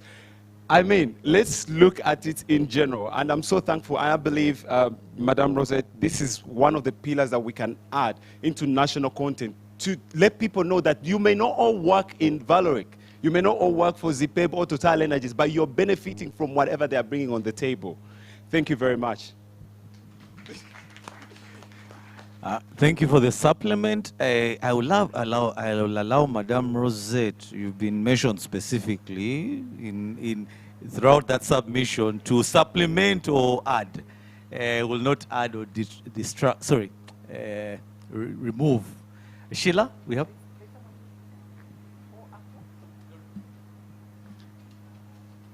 Good afternoon, ladies and gentlemen. My name is Rogers Wamela. I handle M&E roles, including national content reporting from Living Earth, Uganda. Our project is a livelihood project, and one of the feedback I would like to give to the panelists and everyone here is, it a little bit differs from what has already been said. Now, I observed, and indeed the other contractors on livelihood projects, that now at the lowest level of the labor force, actually we have done excellently well, to the level that we are almost surpassing it and it's becoming a problem. How? Today, almost in every household in Bulisa here, there is a person who is working as, how do we call them, at the lowest level. Casual laborer. Casual laborer. Thank you very much. Even our project, we use them. So for us who are mindful of the food that our communities are to give us, because we're not going to be feeding on oil alone, from oil we get money to buy the food from the woman who is producing it here in Kasinyi, Kisumere, etc. But now the labor force is shifting to do to the cash economy.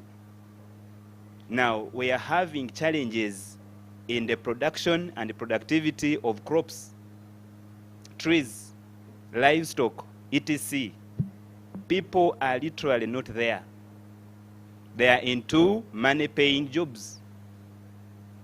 As a country, we wouldn't want to run into a Dutch disease situation where we are over-concentrating on one end while not balancing the other. So much as for the labor force, we might not be there yet at the technical skills and the labor force.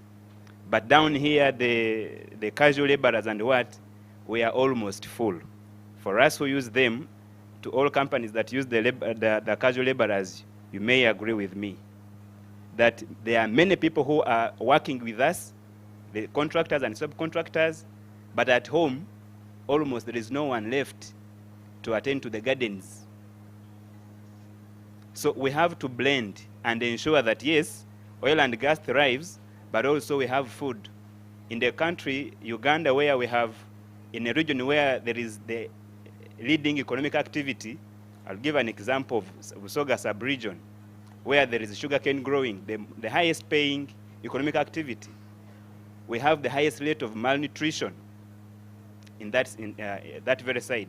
Same with Karamoja, because the labor force to go to the gardens is shrinking, as the labor force to the factories and other kinds of work like ours of oil and gas is increasing. Thank you so much. Thank you for the submission. And I mean, I don't know whether it was a question or, but we will figure out how to respond.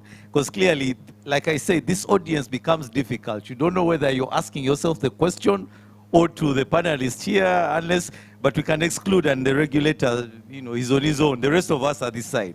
But we'll figure out how to supplement.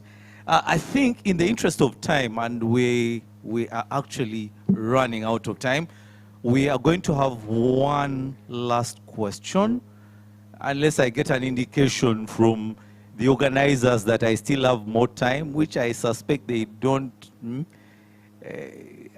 If you give me I see three more hands up, and we close. There is, unfortunately, they're all gentlemen. I don't see ladies, but I will take what I get. So the 3 hands up, 2 on that table, and in the background, we'll take that, and we close. Mr. Busovos. Thank you, Peter. Ladies and gentlemen in the house, my name is Patrick Busobozi. I work with SLB, and I work as a community liaisons officer. However, I am also the sustainability champion for Uganda. My question is simple. I want to appreciate, first, company and PAU and all the stakeholders in the house. I realize what we are implementing is the same in terms of national content, trainings, suppliers. We are really doing a great job. Thank you. But to company and PAU, we happen to implement our activities within the 6 mandatory districts: Noya, Pakwach, Bulisa, Hoima, Masindi, and Chikube. People in the north of the Nile, to be specific, Noya and Anaka, or Noya and Pakwach, such communities are complaining. I happened to go there to deliver or to seek information from stakeholders from the district. I also interact with the locals from the ground, and sometimes we take job adverts. But what I have realized, those communities are not happy. In terms of recruitment, when we give jobs here, they are not considered. Sometimes, when they even fail interviews, we do not give them feedback as to why their sons and daughters have not gotten these opportunities. As well as service delivery, or CSR, we've not implemented, or if we have laid few. Now, my question is, what has Total Energies or PAU done to support such communities, or what do we have in plan specifically for 2025? I want to appreciate my company. For Bulisa, we have managed to donate for 2023-2024. We repaired 10 boreholes from within our communities here, starting from Kirama, Kakindo, come to Kamandindi. I was the one implementing these, and we also constructed 1 new water well for Kamandindi community. For Bulisa this year, we have constructed 2 dormitories, equipped them with beds and mattresses. We have also planted 8 fruit trees. So, brothers and sisters, if we are doing this, I believe when we look around Bulisa, Bulisa has improved. As if you guys have not heard this. We need to clap harder for this. Earlier, somebody has raised sorry, I'm taking much of your time. Somebody has raised a statement in terms of debate. But from the people who have been here on ground, looking at the previous years, how Bulisa used to look like, and today, I believe oil is a blessing to our community. So could we also bring this to northern Uganda so that people can also appreciate? Now, number 2, Mr. which Busobozi, this is okay, Chief Peter. There is 3 more. Thank you very much, Mr. Busobozi. That was very specific to Total Energies. I said we were not isolating each other, but clearly that instruction was missed. We've taken the questions and we'll respond. Thank you very much. To the last 2 or 3. Oh, yes. Yeah, thank you. Mr. Sorry, if you can be very brief. We need to. Yeah, thank you so much. My name, I'm called Vincent Babie Caesar from Motor Angel. I have a supplement and a concern. In line with the same, enhancing national content on the Tilenga project for operational excellence while creating value in Uganda. I would say, as Motor Angel Uganda, we don't only stop at recruitment or employing Ugandans. When you look at our national content commitment, by statistics, we have surpassed. Actually, we've doubled. But still, on employment, we ensure that our employees have skills. That's training of Ugandan staff. So what we basically do, we do HSC training. You all know that oil and gas industry is very sensitive in a way to mitigate injuries and risks at work. We do HSC trainings and other software trainings just to ensure that there are no fatalities. That's why we've seen that most of our projects have been delivered with no lost time injuries, and that requires an appreciation. How to support the local national, NSD. This is very, very serious. As I think this song is even losing meaning. Now I'm talking on behalf of the community. Mr. Chintu Peter will bear me witness from PAU as the Enterprise Development Officer. There's a time PAU rolled out a program across the 6 Tilenga districts, basically to assist local suppliers that are competent and eligible to enroll on NSD. But trust me, the turn-up was very poor. Last week we were in Pakwach and Noya, engaging with the district authorities. They told us during the E360 phase, then after PAU also coming in, people were not responding. Now what is the challenge? Is it because the requirements are very tough, or there is a way we can waive on those requirements? Unless we do that, there's no, these people of Bulisa, I'm going to request that you ask the question so that we serve a bit of, is there a question? The question is there a possibility of waiving some requirements for basically the local community, the 6 districts, second, then the last? Now, the challenge we have. A question, sir. Straight to the question. It is a question. Yes. But the question itself. Okay, the question is. Yes. On our capacity building commitments as Motor Angel Uganda, we committed even to do some trainings, like community training on environmental awareness. But then at the time of reporting, they are not regarded as skilling initiative. And yet in our commitment, we committed that we shall be doing this community training as part of capacity building and knowledge transfer. But when we are reporting, they tell us that's not skilling. You get? Thank you. So the question there is why? Why are they excluded? And yet in the contract commitment, we committed we shall be doing this committed training as part of capacity building and knowledge transfer to the community. And we have done a lot of road safety awareness to mitigate on the injuries on roads. Okay. You know, Bulisa has been predominantly poor community. So with this improved infrastructure, we have really saved the community from these injuries. And we do this in most of the villages around Tilenga districts. Thank you so much. Thank you, Vincent. I think we first clapped for the, thank you, Vincent. I think in the interest of time, ladies and gentlemen, let's take the questions that have come through and comments. We have a whole session after here where we will be available with each one of us will be available to answer questions. If you have a question for the regulator, we'll put him in the corner over there.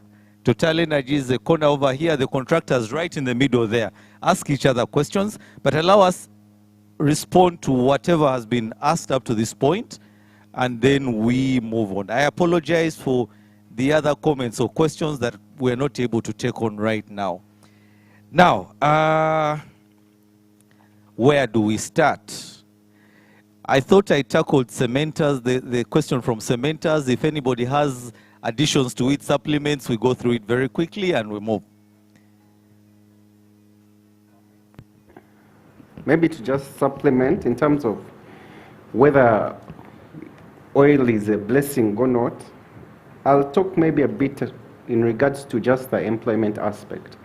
Currently, we have 14,000, about 910 people currently employed in the oil and gas sector. That includes majority of you in the room. Of this number, 5,152 come from the community. So that's more than 33% of the employment in the sector coming from the communities. So in terms of the benefit, it's massive. Then I can also speak to the value of goods and services that are provided by enterprises from the communities. Up to about 2022, the value of supplies from local companies was about $2 million. As we speak now, it's over 16 million. That's an 8-fold growth in terms of the value of supplies from the local communities. So in terms of whether there's really value for the community, I think it's enormous. Then maybe looking at the bigger picture of the country, our economy is about a $50 billion economy. The oil and gas projects are seeing investments which have been talked about, the roads, the different infrastructure, of about 20 billion. That's 40% of our GDP being invested in a period of 3 to 4 years. That's significant in terms of the impact that this is having on our economy. So in regards to the questions around the cementers element, maybe also just to enlighten, there are 5 pillars of national content. There's employment of Ugandans, there's prioritization of goods and services provided and available in Uganda, there's skilling of Ugandans, there's enterprise development, and then there's technology transfer. So you can be able to come up with initiatives across those 5 initiatives of what you can do to make a difference in the community as well as the country at wide. Thank you, Mr. Regulator. So Frank's question on why micro, I think that's a whole discussion we'll have outside of this room. It's important for you to understand why such messages are as important as infrastructure out there that we see and every other thing. And believe you me, you will sit in another forum, let's say one that talks about sectoral linkages, that will talk the roads, the game parks, tourism, and everything else that either is incidental or induced as a benefit from the project. But thank you, Mr. Regulator. I'll check in if any of the panelists, there was something specific. They mentioned Valorec. I think this came from Sefao. Unfortunately, the gentleman out. Oh, no, he's back. So very simply, are we still talking the oil and gas will be this or that, will benefit this or that way? Or are people actually feeling the benefits? And I thought the gentleman from Living Earth sort of partly answered the question. But if you care to, simply amplify. The numbers we present here should have said a bit more, but perhaps, yes. No, I think I agree with the gentleman from Living Earth. I think there has to be a balance between where you find the youth are participating in the sector, and they shouldn't forget that there are also other sectors. Because, when you look at the element of tourism, if we had everyone engaged in the oil and gas sector right now, then we will not have HB safaris, because you definitely need to have staff here to operate this facility. Otherwise, then the entity will suffer a skills gap whereby everyone is in the oil and gas sector. But also, yes, there have been, the gentleman from ZPEP was spot on, I think, in explaining the global view of the contribution of this sector, first of all, as a country as well. But also, when you look at, for us, in the case of Valorec, I will tell you, from next year, you will find the oil and gas sector, players in other countries, like Mozambique, coming to pick skills from this country. That's for sure.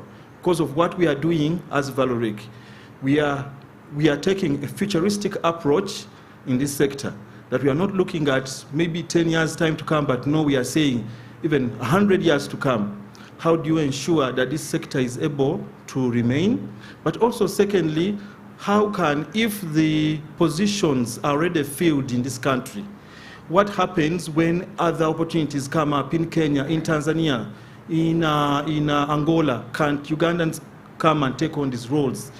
We have what we call the VFS technicians, and this is my last point. In Africa, for one to become a VFS technician is Van Field Services technician. Now, these are specialized roles specifically in the OCTG sector, where us as Valoric belong. Of course, as Valoric, wherever you find oil and gas in Africa, we are there. Now, just imagine that we will have a position come up for a VFS in let's say, Nigeria, in Angola. In Africa, there are only 2 countries, and that is Angola and Nigeria. We would like to add Uganda on that listing, so that if we have any oil and gas jobs coming up in Tunisia, in Egypt, Uganda, we are available. There are other Ugandans that can take on those roles. So, Peter, this is some of what we are doing. We are not only looking at, 5 years to come, 2027, first oil comes out and that is it. No, we are also taking that, long-term approach in preparing Ugandans. Thank you for the feedback. A round of applause. So, the gentleman from Sefa, I'm sorry to call you out, but I hope while you were typing away, you had the gentleman's submission. But most importantly, 5,000 people in this community are employed, and they are not doing pro bono service. They actually go away with a payment. And that payment, I think from Living Earth's submission, is that they've seen a positive impact because they're on the ground. Bernard has shared with you his experience and the vision they have that they create for now and for the future. So we are already into that future that we talked about. So the question, the discussion becomes, how do we sustain, how do we do more?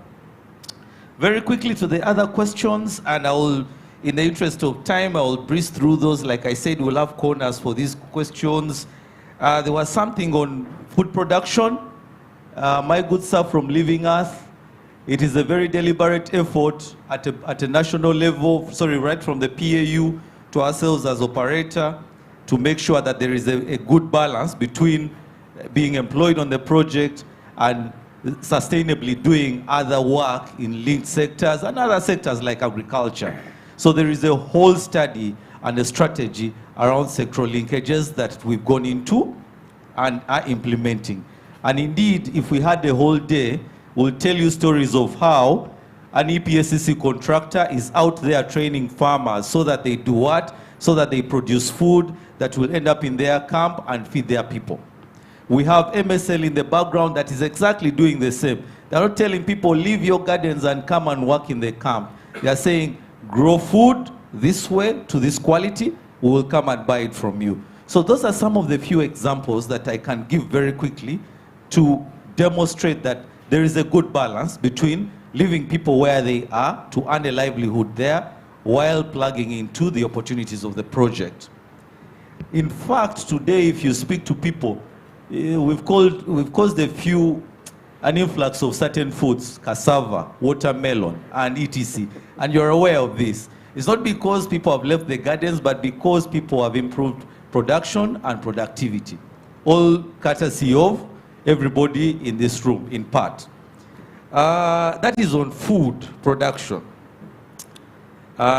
They've appreciated PAU and TEPI. You're very welcome. We try our very best. They've talked about north of the Nile. North of the Nile is a big question. And indeed, Bwana Alfred, I think it's on the priority list of the PAU and us as the IOC. There has been a lot of work that we've done north of the Nile. And again, for the benefit of the audience, it ranges from CSR activities, but also to deliberate community capacity building initiatives.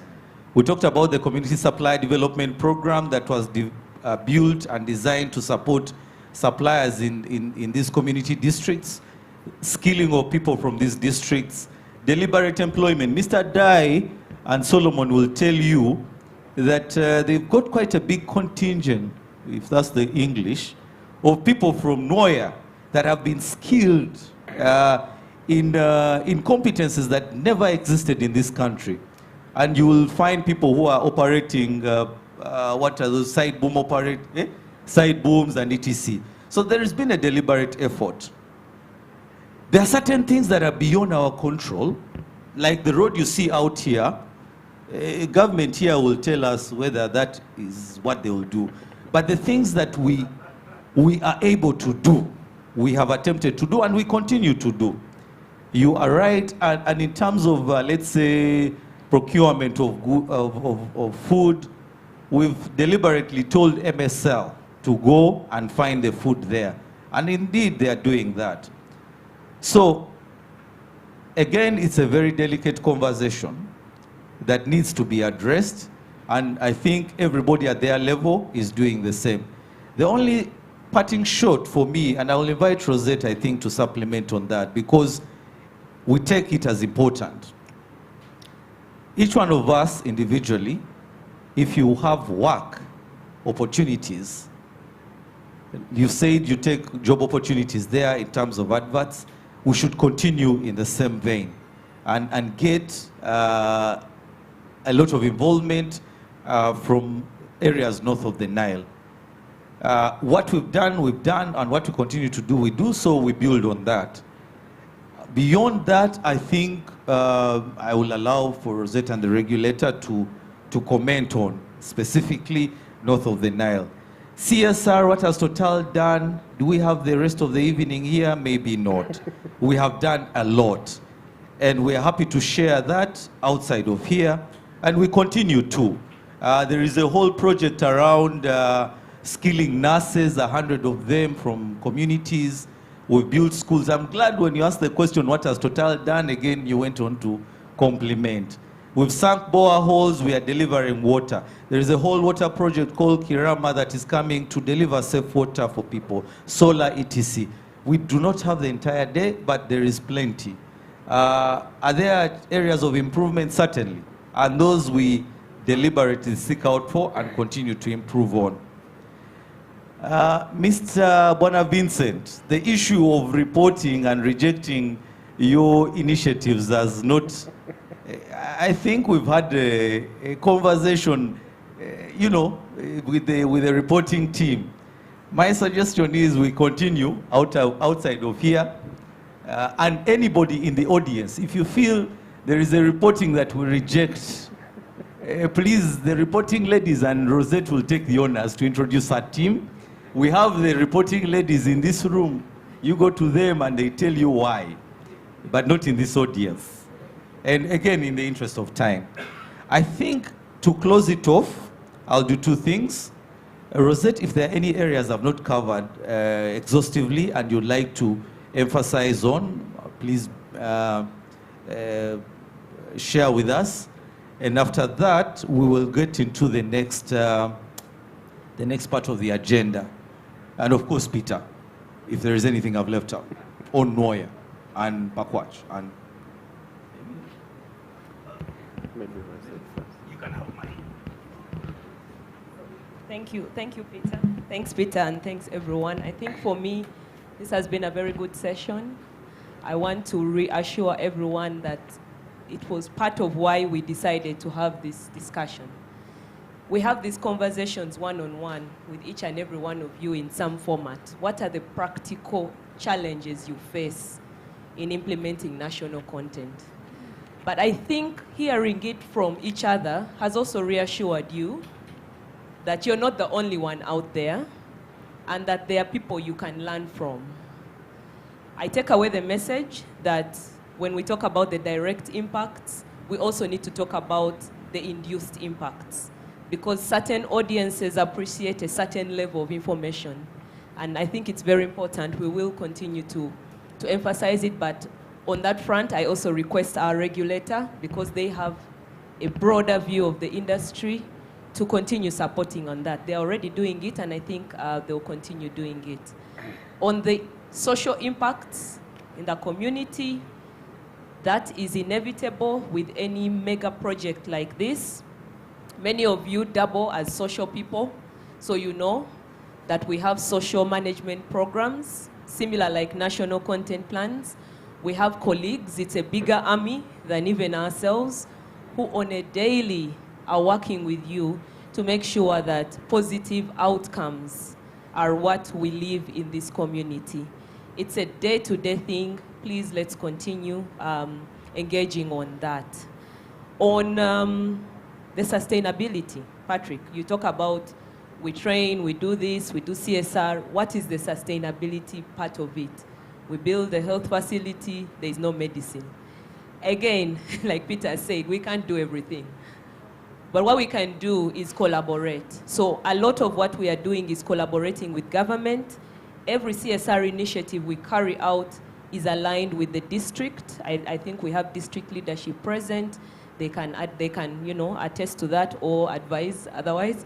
But we really try to do collaborations because you cannot implement something at such a scale in a sustainable manner on your own.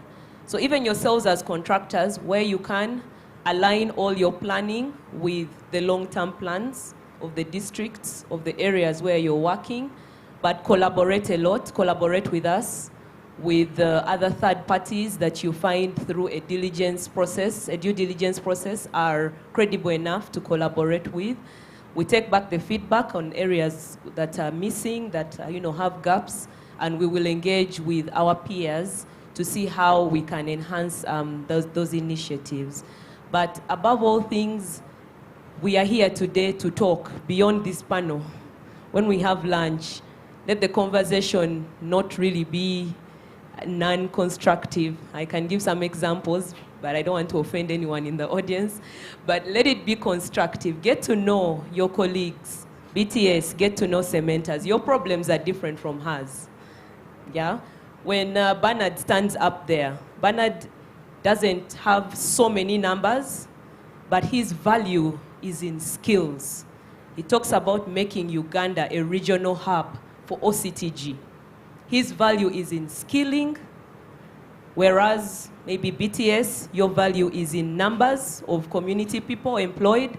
Each of you has a different area on national content where your impact is realistically achievable. So don't compare your situation to the other. Understand the other person's situation, understand your own, and then see how you can adapt. I think, Brian, you mentioned that you have to create a national content plan that is in line with your operations, with your strategies, with your company's vision. So I hope we continue to have the conversation. Feel free to share any feedback, but also take feedback, because the way we sit here, no one says Total Energies national content. They say Rosette, Peter. The rest of the team is there. There's Sheila, there's Sarah, that's reporting. There's Charlotte. Charlotte is a coordinator for most of you. The rest are online. Rehema, Adrien, Joseph, Fortunate, and who else? Pardon? Oh, Melida. Yes, Melida is also here. Yes. So when they talk about your organization, it's an organization, but what is an organization? It's people. And in our organizations, we are entrusted. So when we find issues, let's not say, oh, my company is not good. Let's try and find solutions, because then we are doing our jobs. Okay, so let's take responsibility for what we've been entrusted with. Challenges come. We are here to support each other. We have a community of national content practitioners. Ask Jessica, when national content started in Uganda, how many people were national content practitioners? A handful. And we are glad that we still have pioneers like herself with us. We've grown, and we need to stand proud, take ownership of our profession, and create impact and tell people out there what is happening. Don't only talk about what you've done. You now know what the technical people are doing. Talk about it. If anyone has any questions to them, share, exchange. let us make national content practical and realistic to every Ugandan out there. So thank you so much. That's what I wanted to add. Peter, back to you.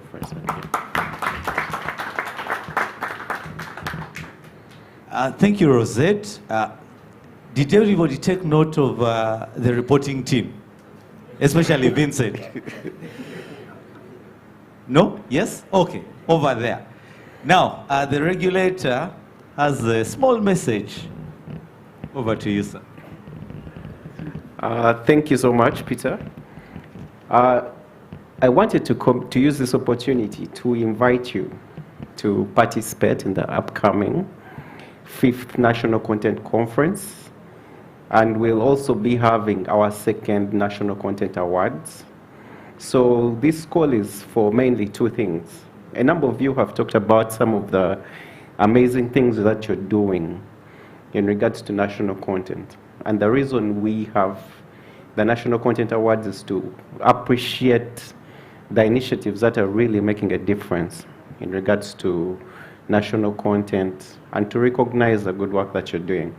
So we'd like to request you to submit your nomination of projects that you feel are award-worthy or at least recognition-worthy to the authority for consideration. We have a deadline of end of this week for those submissions to come through. So I'd like to request those of you who have done initiatives that you feel need to be recognized, please submit this. We are going to have this year's National Content Conference on the 28th and 29th of this month. So I think we have written to you to participate and sponsor, and we'll be looking forward to your nominations as well. Thank you. Well, you heard the message. Submit your good stories, you get awards, but also participate. Thank you, regulator. And to the panelists, thank you very much. A big round of applause. They've done a good job. Okay, so we are going to excuse ourselves, gentlemen. There is no lady here, and we apologize for that. And when the next activity, it will be an only ladies event. So quietly, let's move on. Yes? Charlotte, take over the mic.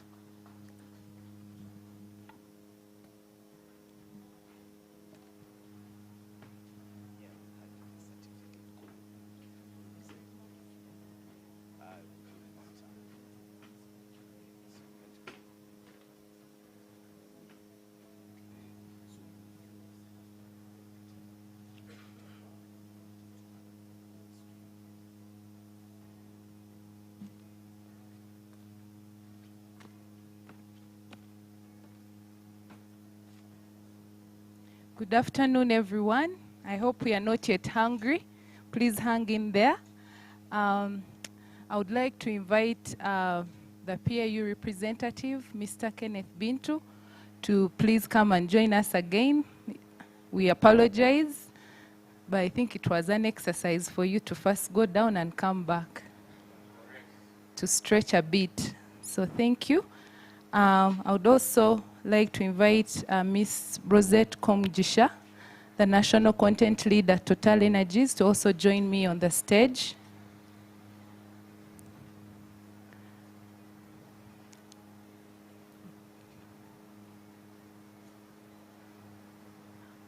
You can remain standing because the activity needs you to stand. Thank you very much. So just a bit of housekeeping issues. Okay. I would also like to invite the district leader, the representative who has attended, please come up as well. Mr. Gilbert Tibasima. As we wait for him,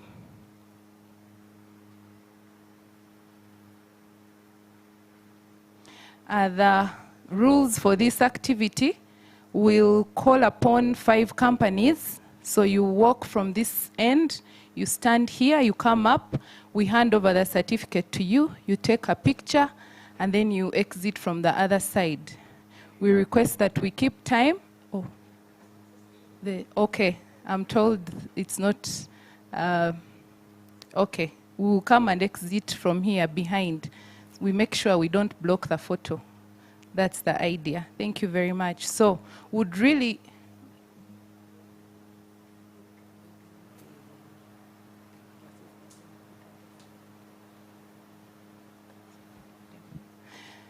Okay.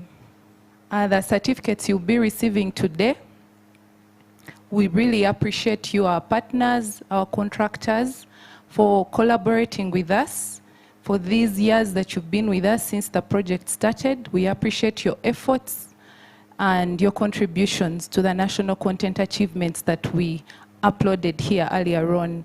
So the certificates are to recognize your efforts and contribution. So I'm going to start. The first company is McDermott and Sinopec Consortium. That's the EPC SCC contractor. So they received 2 certificates because it's a JV.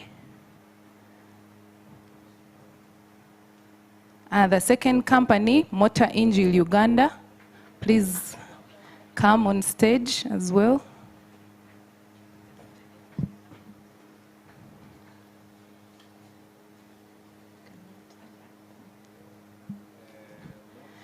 Yes, so the third company is Gulf Consultants Uganda Limited. Wait.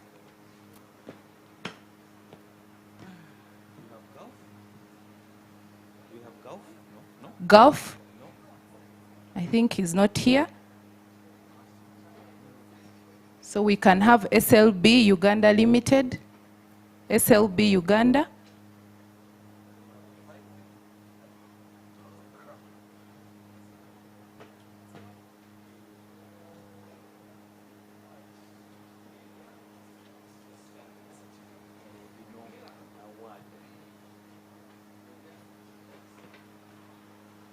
We'll allow them to pose for the photo.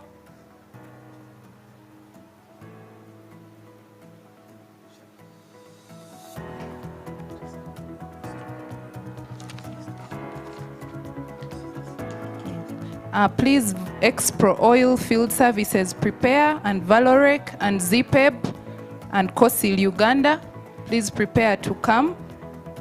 And EnviroServe. Expro, Valorec, ZPEB, COSIL, EnviroServe.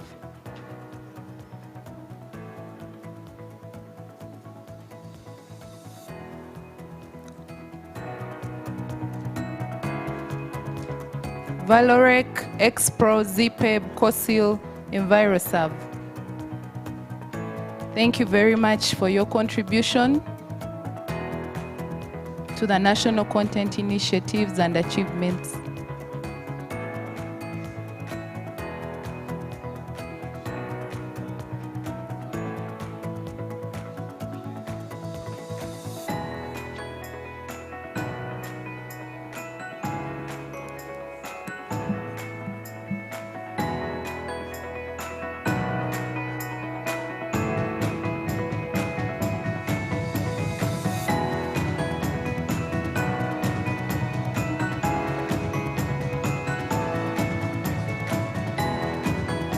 As we allow them to pose for the photo, Excellence Xlog, then SNF Uganda, Commit Energies, We Are Free Well Services Uganda, and Avanti.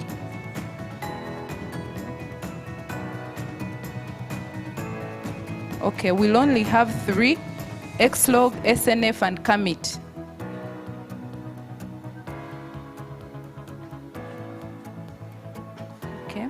SNF Uganda, are they here?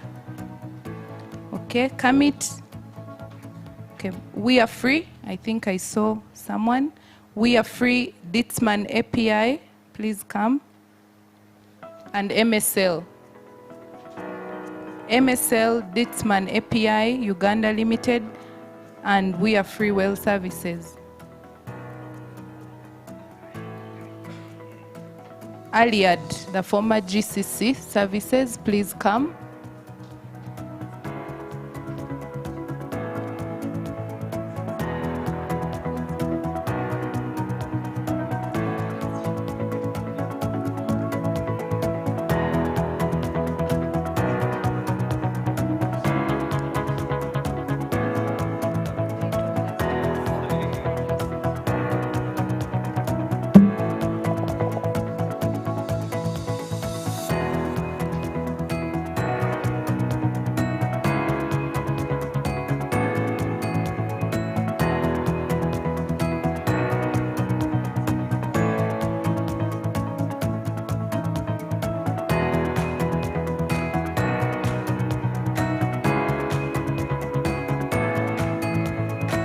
Petrofac and Inspector Africa JV, 3 Ways Shipping and See All, please prepare.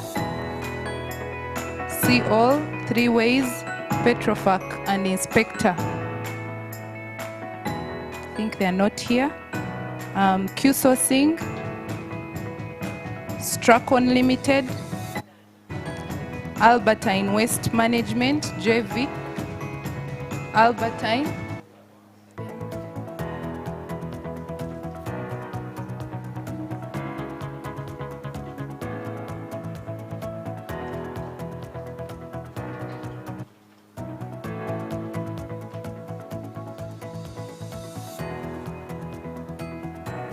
That's Albertine Waste Management, BTS Clearing and Forwarding,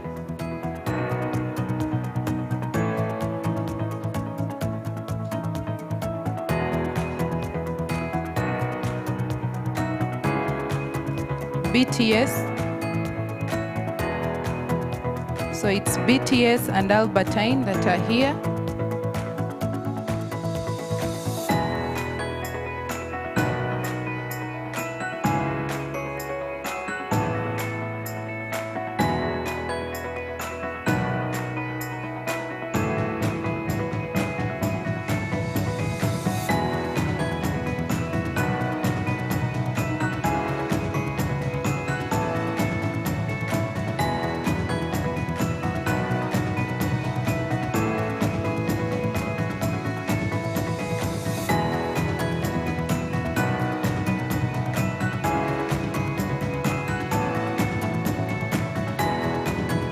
Atakama Consulting, Sifao Motors Uganda, and Orion and True North, if you're here. Atakama Consulting, Sifao Motors, and Orion and True North.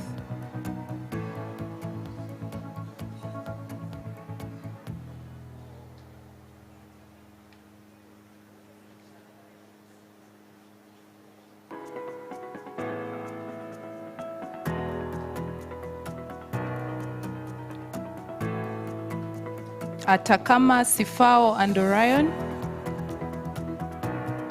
Mantrak Uganda, please prepare to come. Mantrak Uganda, International SOS and City Ambulance.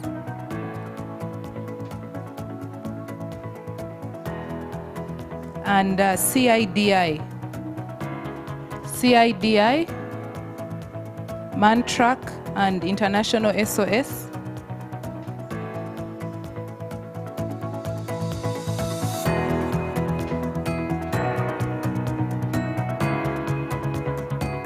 That's Mantrak. Living Earth. Living Earth. Living Earth Uganda Limited.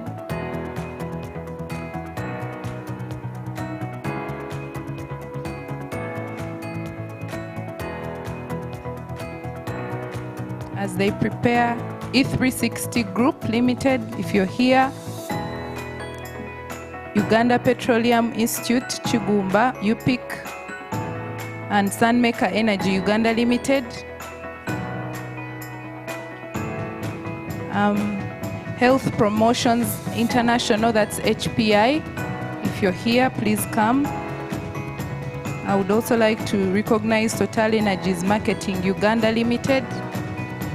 They might not be here, but we recognize your contribution to national content.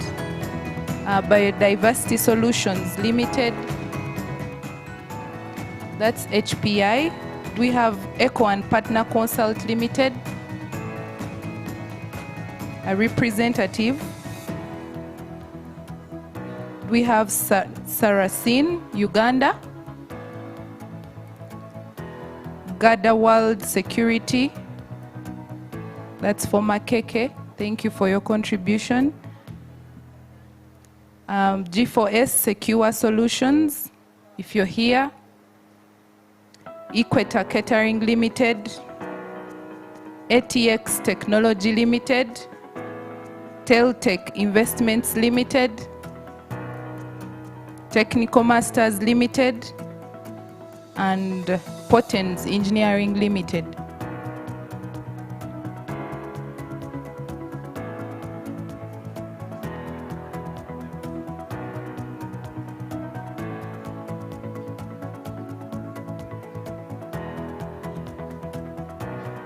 This is Gadawal. Thank you very much.